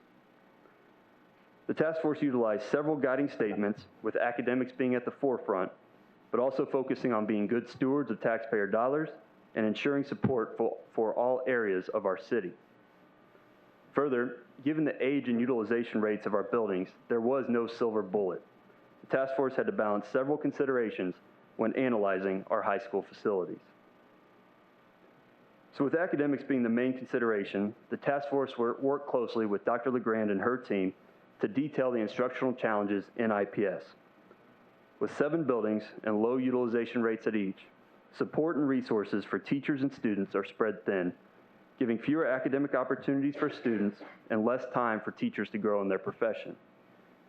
These instructional challenges also cause resource issues for our special education and our career tech education programs.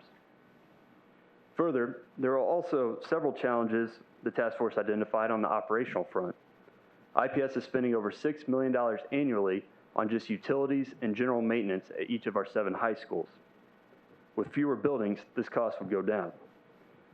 Further, IPS has been successful in disposing of underutilized assets. If we were to act on our high school buildings, we could consolidate other administrative functions into the schools and dispose of more of these underutilized assets in our district. So as the task force continues to work to finalize its recommendations, we do need further direction from the board regarding whether or not we will assign a boundary to choice high school programs, as this direction could impact the academic and operations of a potential cohort of schools. As you can see, we have 3 options represented by schools in the district today: the boundary only, the choice academies with no boundaries, or the boundaries plus choice academies under a hybrid model. Happy to answer any questions or take any comments on these directions now. And I'll add additional context to the question posed to commissioners. If we are implementing a all-choice model at a high school with no boundary, there are implications for our ability to fully utilize the building. So for example, the examples that you have before you at Broad Ripple, Christmas Addicts, Shortridge, we don't assign students to those buildings. Students apply to those programs if they're interested. And so if a school is populated based on solely the interests of the program, that gives some limitation to the number of students that would be assigned to the building. It's also important to consider, in many cases, there is one theme or one instructional model associated with the high school program. So, for example, at Shortridge, it's the IB program.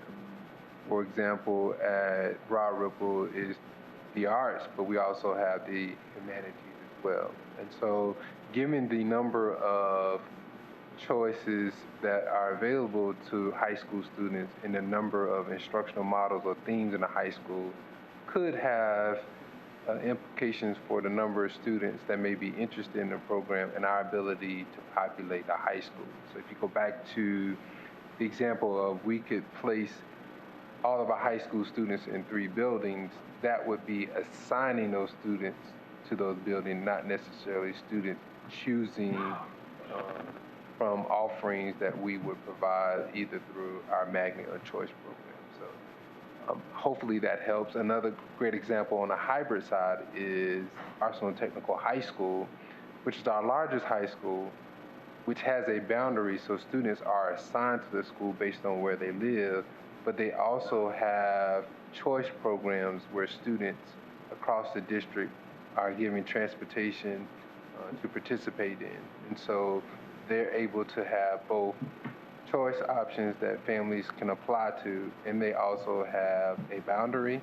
And then the boundary schools are listed, such as Northwest or George Washington, Arlington. Those schools are populated based on where students live in the boundary for the high school. And so if we are not going to assign boundaries to choice high school programs, that is something that will have, again, an impact on our planning for high school and high school consolidation. Commissioner Hoops. First of all, I want to commend you for such a complete presentation, just taking us through the whole process. It was easy to follow, and I think I got a good grasp of it until we got to this point. More time here. And this is the most important point, if you want some guidance, because I unfortunately am only familiar with, I would say, a limited number of understanding of these high schools. I think commissioners are much more aware and savvy as to what's going on and so on. So I almost would like to see a grid of what's available there. It's a boundary school. If we did this, kind of the pros and cons of the choices, just to wrap my mind around what is the best approach.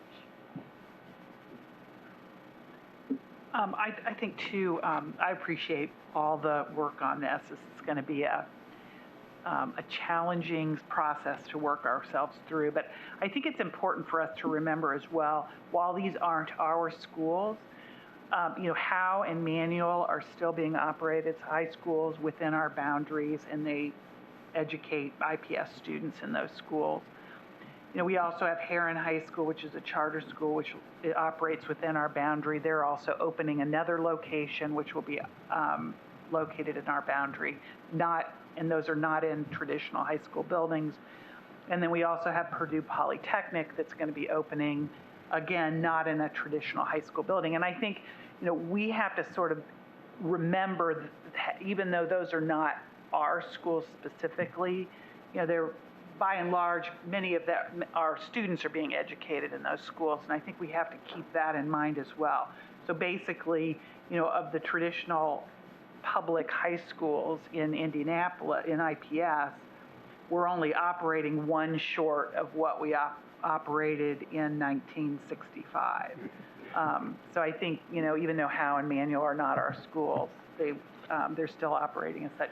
I guess I'm agree. I'm not sure where I am on any of this. I mean, I feel pretty strongly about, at least at the high school level, about having, choice, all choice, and providing the transportation for that. But I don't know what I don't really know what the con is to that, or what the pros are for any of these. I definitely would not want to go boundary only for the whole district. I mean, we're not considering that, right? This is just showing that we have different schools in each of these categories. I mean, are we considering doing boundary only? I mean, I think that's up for discussion. I mean, we have to consider all options if we are going to maximize the space in our high schools. So, a good example is some of the schools that you just described that are all choice are relatively small high schools. And typically that is the case of a school that has a specific instructional focus and choice. If we are committed to having those models where it's all choice and relatively small, it impacts our ability to fully utilize all of our space. Mm-hmm. And that's the question, and that's the expectation, that a school like Shortridge continues to be IB and choice. And if you go back to the utilization of that high school, which, let's say, for example, the utilization capacity is around, let's say, 1,300. Mm-hmm. Our ability to populate enrollment of 1,300 for students that are only selecting that school as a choice option becomes a little bit more challenging if students aren't assigned to that building. In terms of all choice, which I think I heard you reference earlier, that every school is now a choice option. A barrier to consider there is transportation, because we have a very wide and deep boundary, so we would have to transport students from the south side to the north side, or the east side, the west side. So it would require us to rethink our transportation model for high school. Is something we can do, but again, that's the type of guidance that we're looking for in terms of recommendations that we would present. I guess what I don't want to see happen is that we make decisions based on facilities and not based on what's good for families and students. And we've done that in the past in the district, and it has not it has not worked out well. And so, I mean, I understand, we ultimately have to make a decision on which schools are going to close, because we have to close some, based on utilization. But I wouldn't want to make a decision about, whether or not to have choice or not choice based on facilities and not based on what's good for children and families. I also, I am ambivalent about providing full transportation at high school level. I think we have, all of our high schools, I believe, are on a bus route. And I think that we should be able to work things out. I mean, we have charter schools that give their kids bus passes, and that's how they get to school. And so I think we need to start thinking about that. Our students are the public, and so we have a public transportation system in Indianapolis, and figuring out whether that's a possibility as well. I know that there are certain students we will always need to transport. I understand that, but I think particularly at the high school level, I think that is something we ought to be looking at, is just not providing transportation at the high school level unless it's absolutely necessary, and giving bus passes to those students. Commissioner Moore, yeah, did you? I would think that, I mean, since I completely agree that parents and families and children should be all learn differently, and they should be able to pick and choose the way in which they need to learn, and you should be able to have instructional models that fit those individuals' needs. I would have a hard time with trying to say boundary only, that the children have to go to a specific school based on our decision. So I agree that we need to be reducing some of the, we don't need all the schools that we currently have, but my thoughts are more around moving programs into more than one school, and let families be able to pick and choose those programs, and then they pick the schools based on the educational model that they want their child to attend, be it, health, or if it's the IBE, whatever. I mean, I said IBE. International learning, I'm sorry. I didn't even notice. I noticed real quickly, but I do have serious concerns about us trying to make decisions for families and their children. Commissioner Arnold. And I thought we kind of talked about this. I probably tend to be more toward the hybrid, because I think students who live close to a school might want to go to that school, but also don't want it to be where that's their only choice. So I guess I envision, maybe some specialty programs at a school that students out of the boundary might want to come into, but it's also a boundary school so that students can go there as well. I think that's, to me, the best of both worlds, in that I hate to see, and I've said this before, when Washington closed, our dropout rate went up to 80% in our community, because those students didn't get on a bus at 6:30 in the morning and travel to Northwest, which was the school they were assigned to. I think we need to be sensitive to providing some options that students want, that prepare them for employment, enlistment, enrollment, but also, as much as possible, preserving the community, and not making neighborhood kids have to get on a bus and ride 2 hours to get to good school. I have one question and one concern.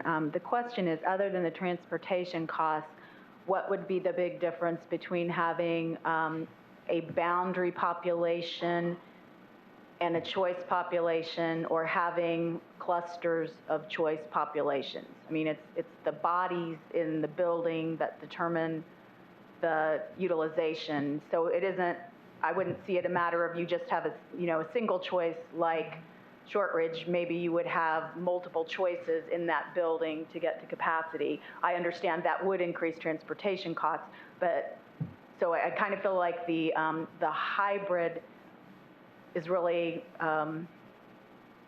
there's also another choice there that would be, an efficient all-choice system that's kind of like not quite reflected there. And I have a bit of a concern about the kind of two sort of populations of assigned boundary students and people there by choice. I know some of the schools in the past kind of struggled with cultural misfits between students in choice programs. I know that's a problem that occurs in other places as well, when you have kind of like what's considered the general population student, and then kids who are, or students who are there for a very specific academic path. So I want to make sure we think through all of those things as well in terms of how buildings would be designed and utilized to do that, whether you would encourage lots of cross-pollination or whether you would discourage that between programs. So those are things I would be concerned about. Commissioner Gore.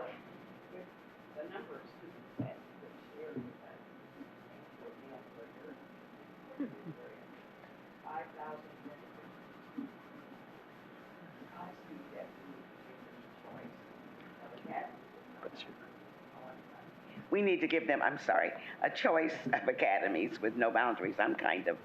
Because we don't have that many students, and giving them a choice and not penalizing them to one area, I feel would be kind of the best choice for that number of 5,000 students, a little over. So I think what we've heard thus far is there's not interest in a full boundary model, and there is interest in exploring further choice and perhaps maybe some type of hybrid. To get back to the hybrid discussion, we do have to have further conversation with council, but I believe that by law, we still have to have a default location or assignment for a student if they don't necessarily choose a choice program. And so that may be something that we need to have further discussion on as well. Also hearing that, to ensure that we are able to fully maximize the capacity of a building, perhaps where we've had one or two options, we should consider having multiple options at that high school to ensure that they reach capacity. Because again, in choice models, again, enrollment will be driven by interest. And so you may have, some of the challenges that we have in our choice program in K-8 in terms of schools that families really appreciate and enjoy and choose, and perhaps some other options that may not be as favorable in terms of interest. But again, that's helpful. The transportation is a consideration, but of course that's not the driver. First and foremost, consideration is student achievement. I agree, a model of all choice would require us to rethink our transportation for high school. Again, just given the wide scope of our boundary and the ability to get students to and from school on a timely manner. I will say the later start time will help give us some flexibility with transportation. Maybe, because some of our schools don't have any, I understand, they don't have a specialized program, but I guess we've got to make the decision about closing schools, but then we also are making this decision about, the programming within the schools that we have. And maybe we start out with a hybrid with the idea that we are going to move towards all choice, to give those schools an opportunity to start thinking about maybe some specialized programs that they would like to explore. At one point, I think all of the schools had a program of some kind. At one point, Northwest had like the business educate. I can't remember what it was called. I think Washington didn't. They have was the teach. Oh, that was it. Manual was the teach program, I think. So they all at one time or another had choice or magnet programs within the all schools. No, but even But I mean, I think that, like Broadwell, for example, was a boundary school, and then they had their magnet programs within the school. And I agree with Commissioner Sullivan, sometimes that works better than others. I think it works really well at Tech because it's a campus, and they have that almost natural way of segregating their different programs. So it works well there, and I think it always will work well there. But it doesn't always work well everywhere else. So, but I understand where you're coming from, that we're going to have these utilization issues based on the interest of the students, but I kind of think that's just the way it's going to be. I mean, in a way, and if we close enough schools, we're going to, we aren't going to have as much of a issue in that way. And Dr. Farragut, I'd like clarification on the legal. I know the legal that you're referring to in terms of we have to assign, but I don't think you don't have to provide a specific type of programming. You just have to provide a school. So you don't have to provide kind of a generic high school because you're assigning someone to a building. Correct. You just have to have a building of assignment. Correct. Yeah. Okay. Correct. Okay. Yeah, this is helpful again. Loud and clear in terms of the boundary is not a preferred option, and again, we'll continue to work through some type of blend between choice and the hybrid model. And Commissioner Hoops, I have noted the request to create perhaps some type of grid that would help better clarify what we have today and then what's potential. Yeah, I will tell you that I didn't think that the boundaries was a good idea. So I'm happy where we are, because I didn't know what are the other two choices I really feel strongly about. But I didn't think that having that number one choice, I didn't think that was a good idea. So. I want to add too real quick, just historically, back in the 40s, there were no boundaries in high school. They were all choice. I mean, when my father was in high school in IPS, you could choose to go to Tech. There weren't obviously as many high schools then. I'm pretty sure Broad Ripple wasn't Broad Ripple then. I don't remember when well, yeah, it actually was. But you could choose which high school. There were no boundaries.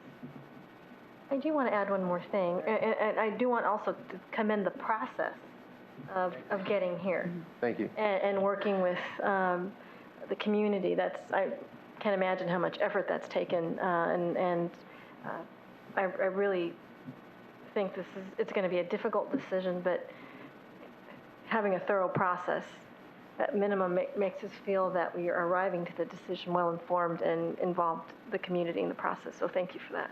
Thank you. We've had a great team, and so we will take back the great feedback you provided tonight, meet with the task force again, return in March with specific recommendations, and then start to engage the public and move towards a potential board approval, board action this fall. Thank you, David. Thank you.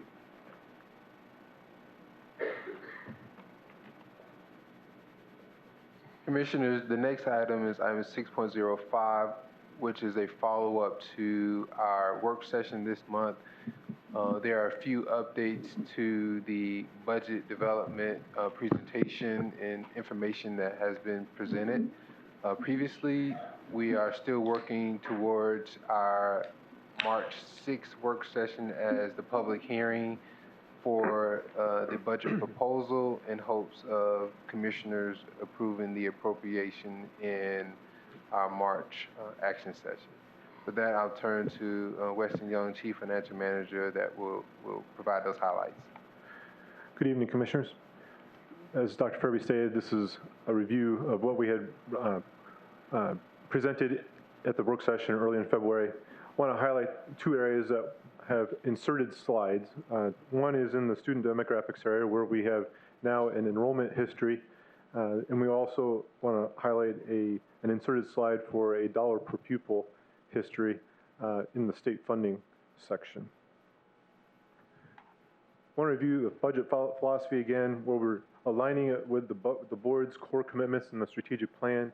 We're desiring to redirect more resources to schools and have our budget be for 100% staffing, and do it with transparency and communicating it in plain language to justify the additional needs for funding. I'm going to navigate to slide 6, where we show our new slide on enrollment comparison.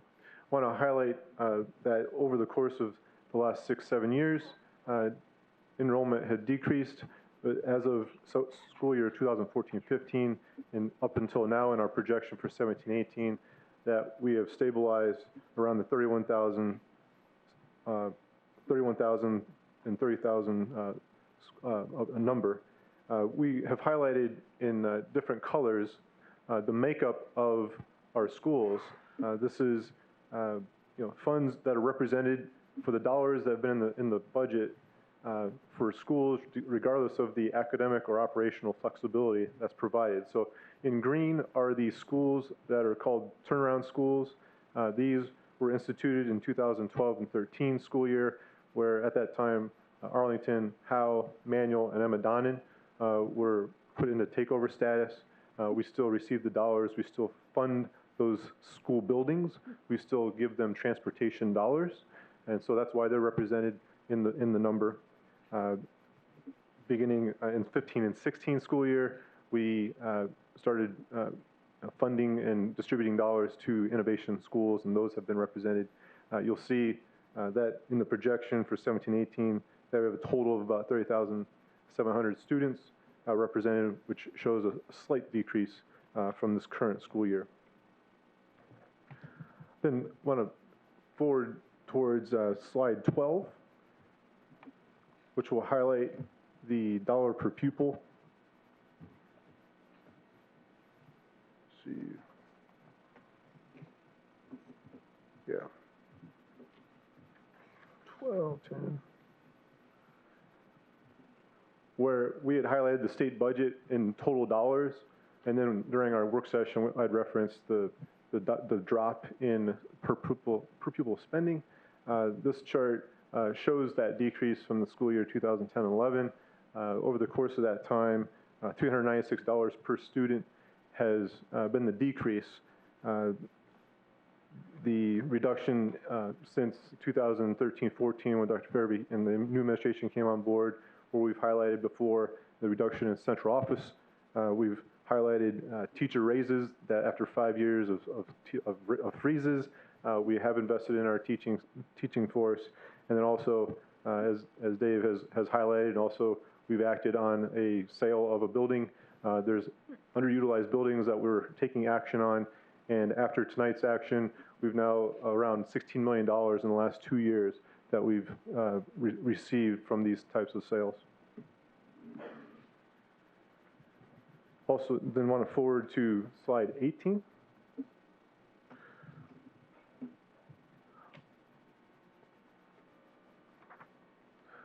Well, I'd like to highlight the revenues again, highlighting that state, local, and federal, the total around $470 million. I just want to highlight on the Innovation Network Schools distributions of $25 million.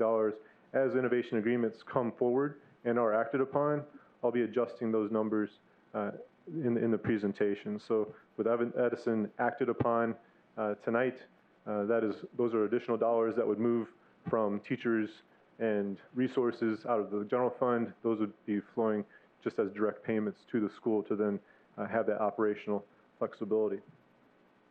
In total, if all the agreements discussed in the presentation tonight with Alicia are acted upon, we're looking at about $8 million. And it's basically moving from the traditional schools distribution or expenditure to the innovation school expenditure.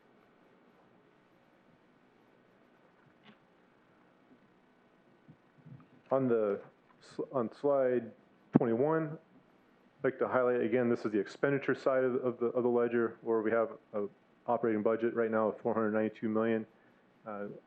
Between revenues and expenditures, total budget looking at about a $22 million deficit.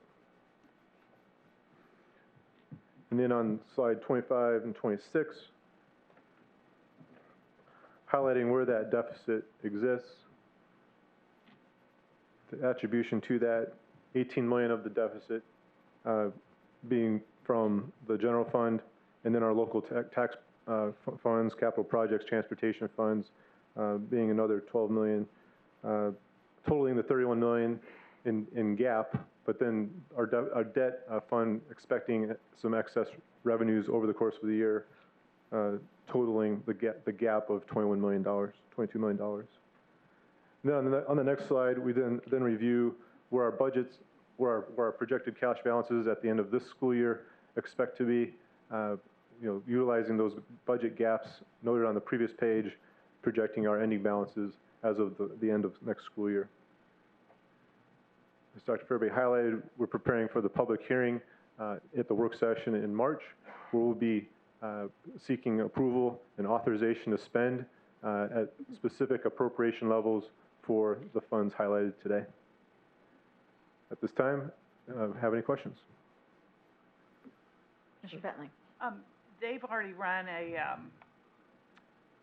they've done a formula run at the legislature. And where are we coming out on that formula run? Over the weekend, the analysis that we have is that we would receive $82 less per student based on the current formula run. That would be about, with the 30,000 students, about $2.5 million of reduced income in the numbers that we've presented here. So currently we're getting, or no, that's project, wait. Currently, are you? So currently we're getting $6,971 per student into the general fund. And it's being reduced by how much? $82. Okay. And what's causing that reduction? There is a reduction currently in the data showing for direct certification. So these are the number of students in our district that are receiving food stamps, welfare, and our foster care. And so this is a central Indianapolis demographic shift that I think 6 of the 11 townships I saw in a grid are seeing a reduction. And so it's a central Indiana direct certification. In those categories of student, they're decreasing across the board in central Indiana. And so we are, as an IPS, are seeing a decrease as well. So we're not really seeing a decrease. It's just that we are seeing a decrease in the number of students that fit the poverty index used to calculate the dollars that are awarded to schools based on poverty. But our poverty really isn't going down, right? And so we are working with the legislatures. We're working with our lobbyists, with DOE. I mentioned we had a meeting yesterday, a couple hours with them, working with the data, trying to make sure that all the schools that are represented through turnaround, through innovation, and through our traditional programs, that those students attribute all into the dollars that are being run into this formula and into these decisions. Because this is part of the fund, those are the funds that are the complexity index funds. Is that what you're? Correct. So that's what's causing that decrease, is that, okay. So are we trying to make the argument that the formula for determining that is flawed? Or determining the number, I guess, it's flawed potentially? There's been ongoing debate of what's the right process or formula indicator, if you will, for poverty for some time.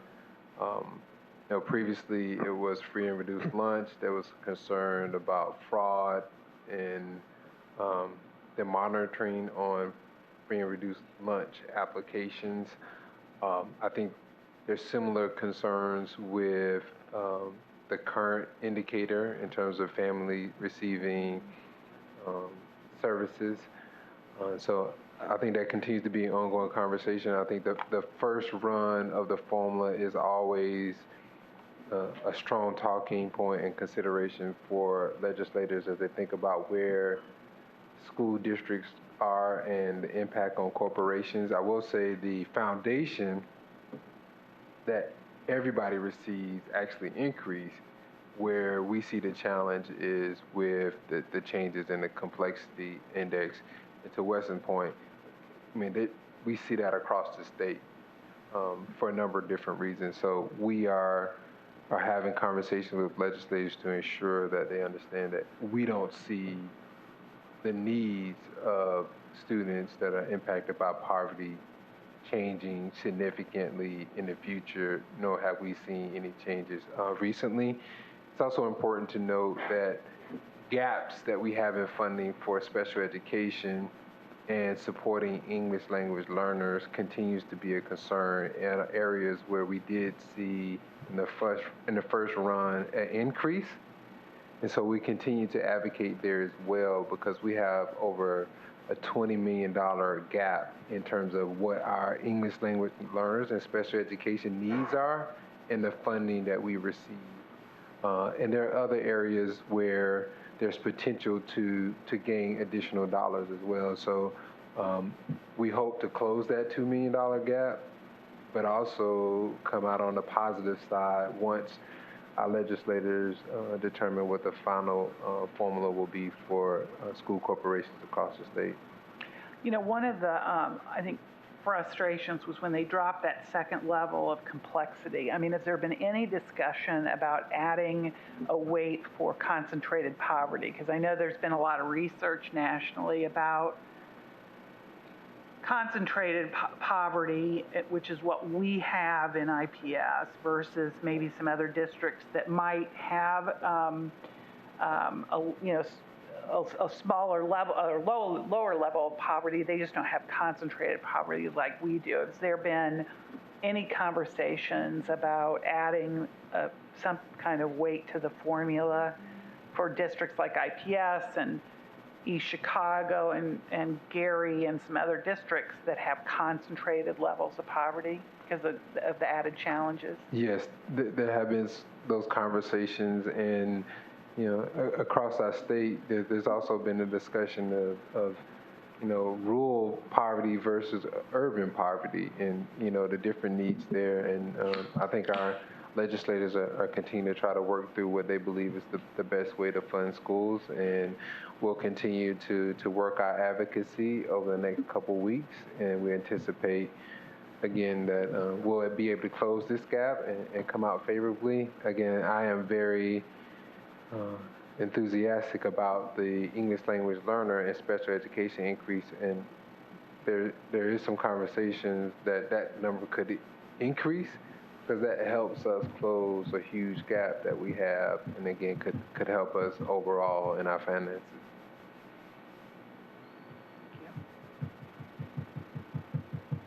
Commissioner Hoops, talking about the gaps, we don't have a slide that shows the gap between doing special education, for example, and the English language learning, the gap of funding.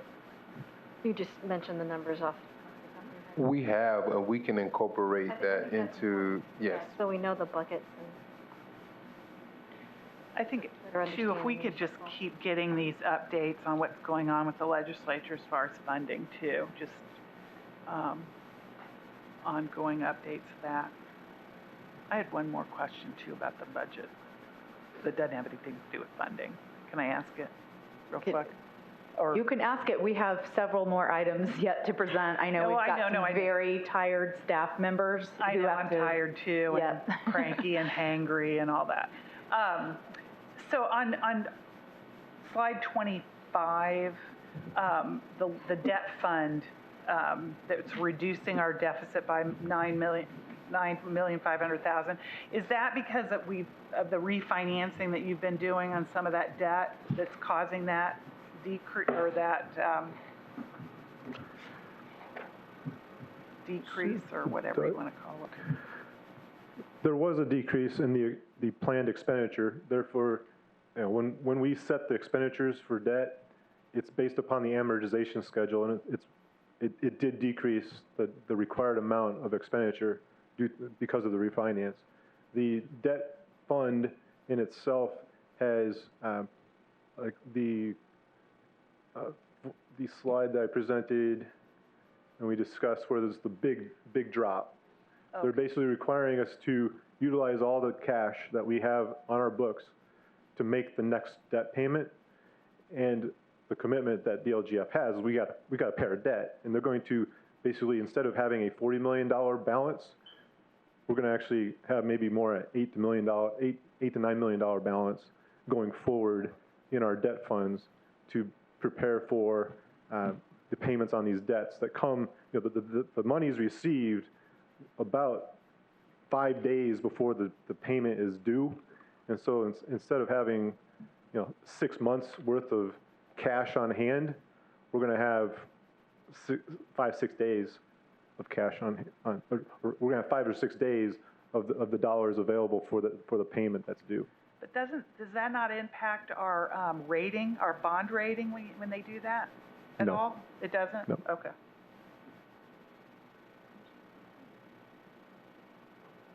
Thank you. Thank you, Weston.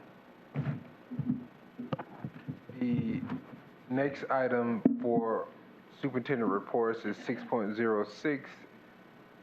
We have our human resources team here with us this evening that will provide an update and briefing on our teacher recruitment initiatives and goals.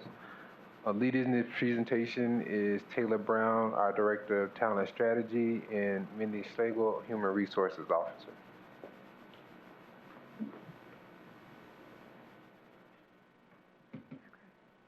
Well, good evening. I'm excited to be here with you all tonight. It's my first time addressing you as a board, so happy to be here, even at this late hour. So we are excited to just provide a quick update on our strategic planning process. So the talent team is a new team established almost 2 years ago within the Human Resources Division. And we're currently engaged in a 6-month strategic planning process. But as Dr. Farabee shared tonight, given the time of the year and given our most urgent focus, we're going to provide a highlight as to some of what our goals are for the teacher recruitment season. So just context of our strategic planning process, we did a lot of work over the last 3 months to look at the data systems that we have related to talent and related to our talent acquisition to establish some baseline data to inform how we were moving forward. We've also shared some of these results in our initial ideas and thinking with a group of internal stakeholders and external stakeholders to get their feedback on our thinking. And moving forward, we're committed to the regular data collection to continue to evaluate the pillars of our strategy and some of our key initiatives. And so what you see on this next slide is the 4 core priority areas that we landed on. So when we think about the work of talent, we're thinking about the entire employee life cycle. So how are we recruiting and attracting phenomenal people to join our team? But then how are we growing them and keeping them? And so we try to think through each aspect of the employee experience, as well as making sure we have the strong systems and processes to support the work in each of those areas. So as we think about our vision and mission, it's not just about recruiting talent to join our team, but it's about convincing them and showing them that we are the right place for them to build and grow their career in education. But I do want to spend the time tonight talking specifically about teacher recruitment. And so we've defined March through August as our key teacher recruitment season. And I wanted to start by sharing some of the pieces of data that we were able to pull from 2016.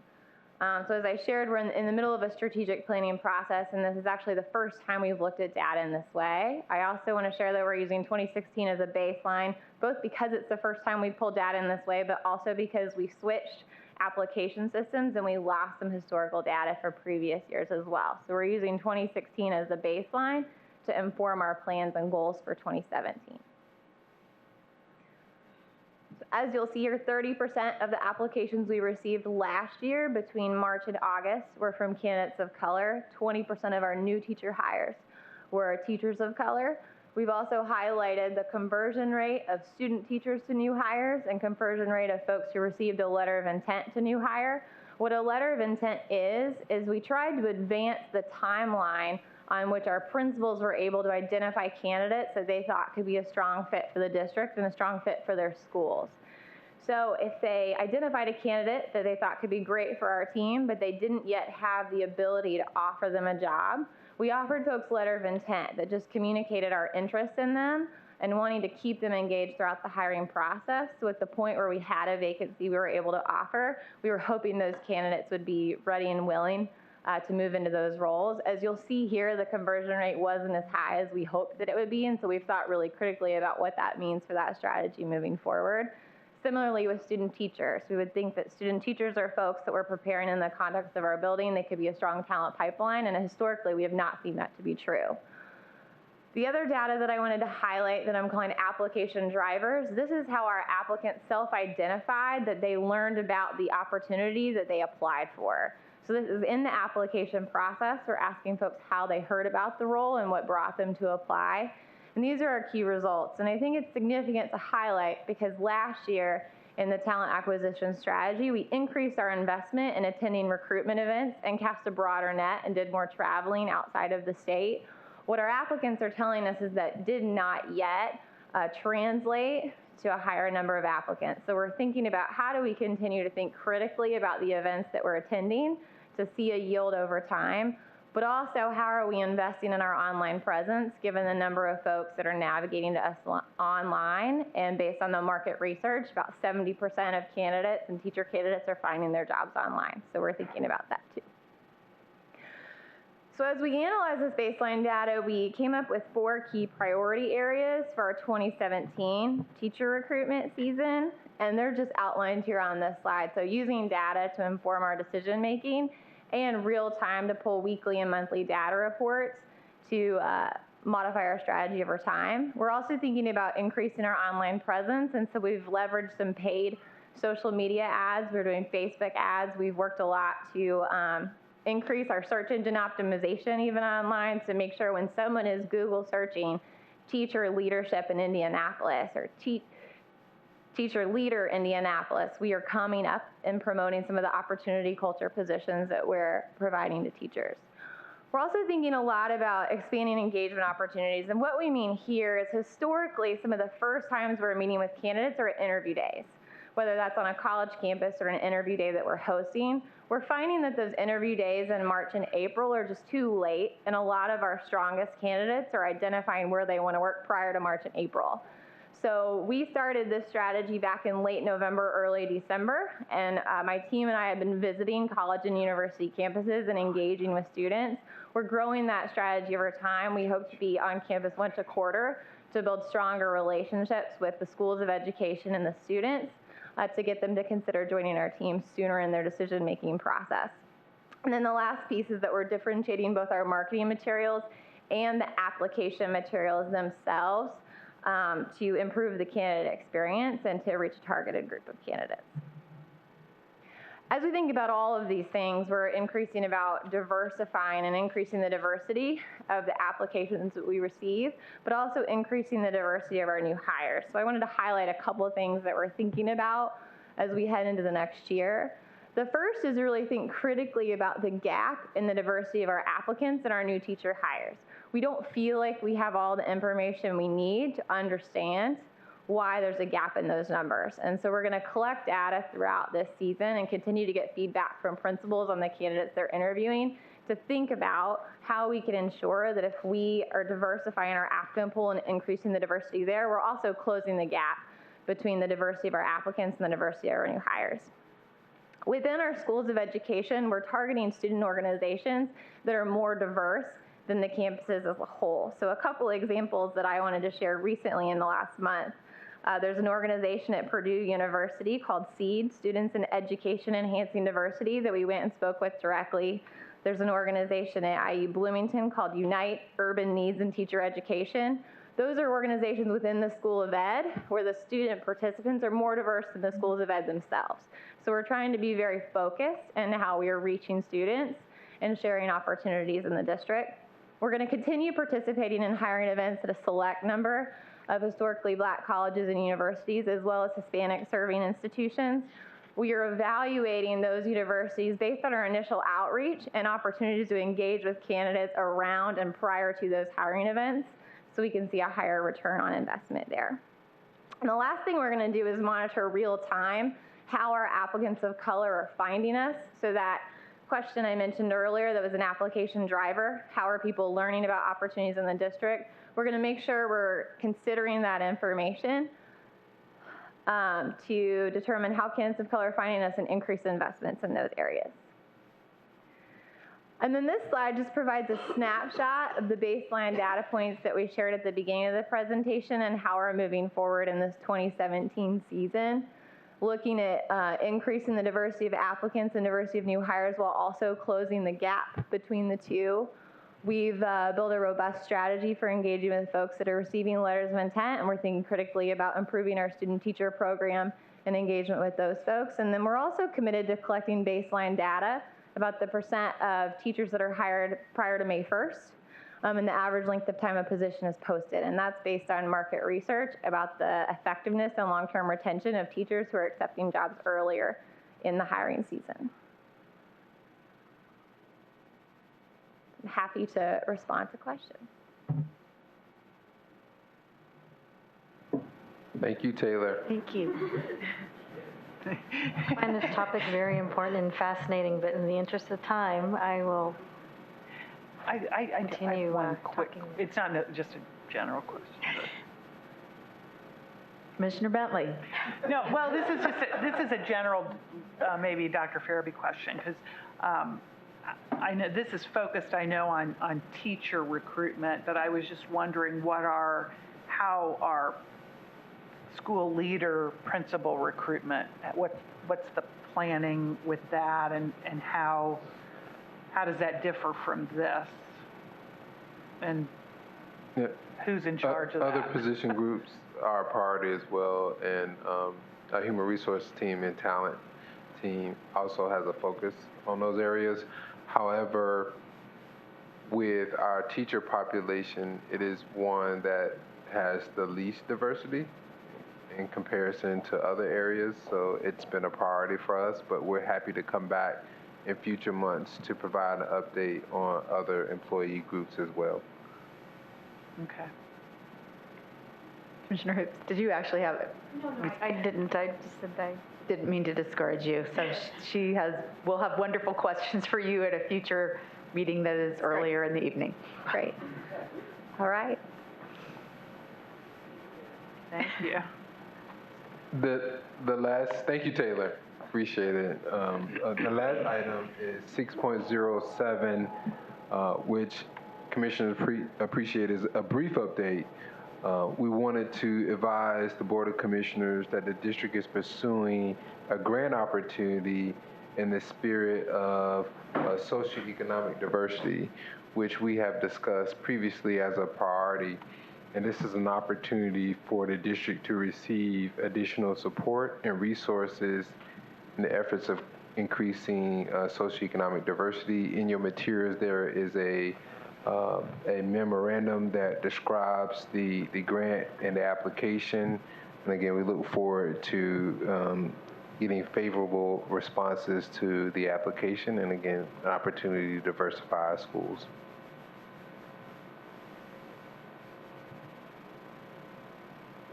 The next section is unfinished business, which includes 2 items that are policies that have previously been presented to commissioners for consideration. The first is 7.01, which is our cash and debt management policies. We ask that commissioners consider policies for approval. I move that we approve Resolution 7733 and Resolution 7734, adopting the fund reserve and debt management policies as presented. Do I have a second? Sorry. Is there any discussion? All in favor? Oh, sorry. Policy, do we have to do a roll call? Yes. No, I don't. We've always had, doesn't matter. I just got to put So I record it as a roll call in the minutes to reflect individually, but if it's going to be unanimous, I don't think we need to go through this. Aye. All in favor? Aye. Any opposed? The motion carries. The roll call is complete. The next item is 7.02, which is also policy approval. I request that commissioners approve policy related to the implementation of our student-based allocation model to govern implementation and to ensure that the model is flexible as we continue to provide the resources to school based on student enrollment and also the weights that have been approved by commissioners.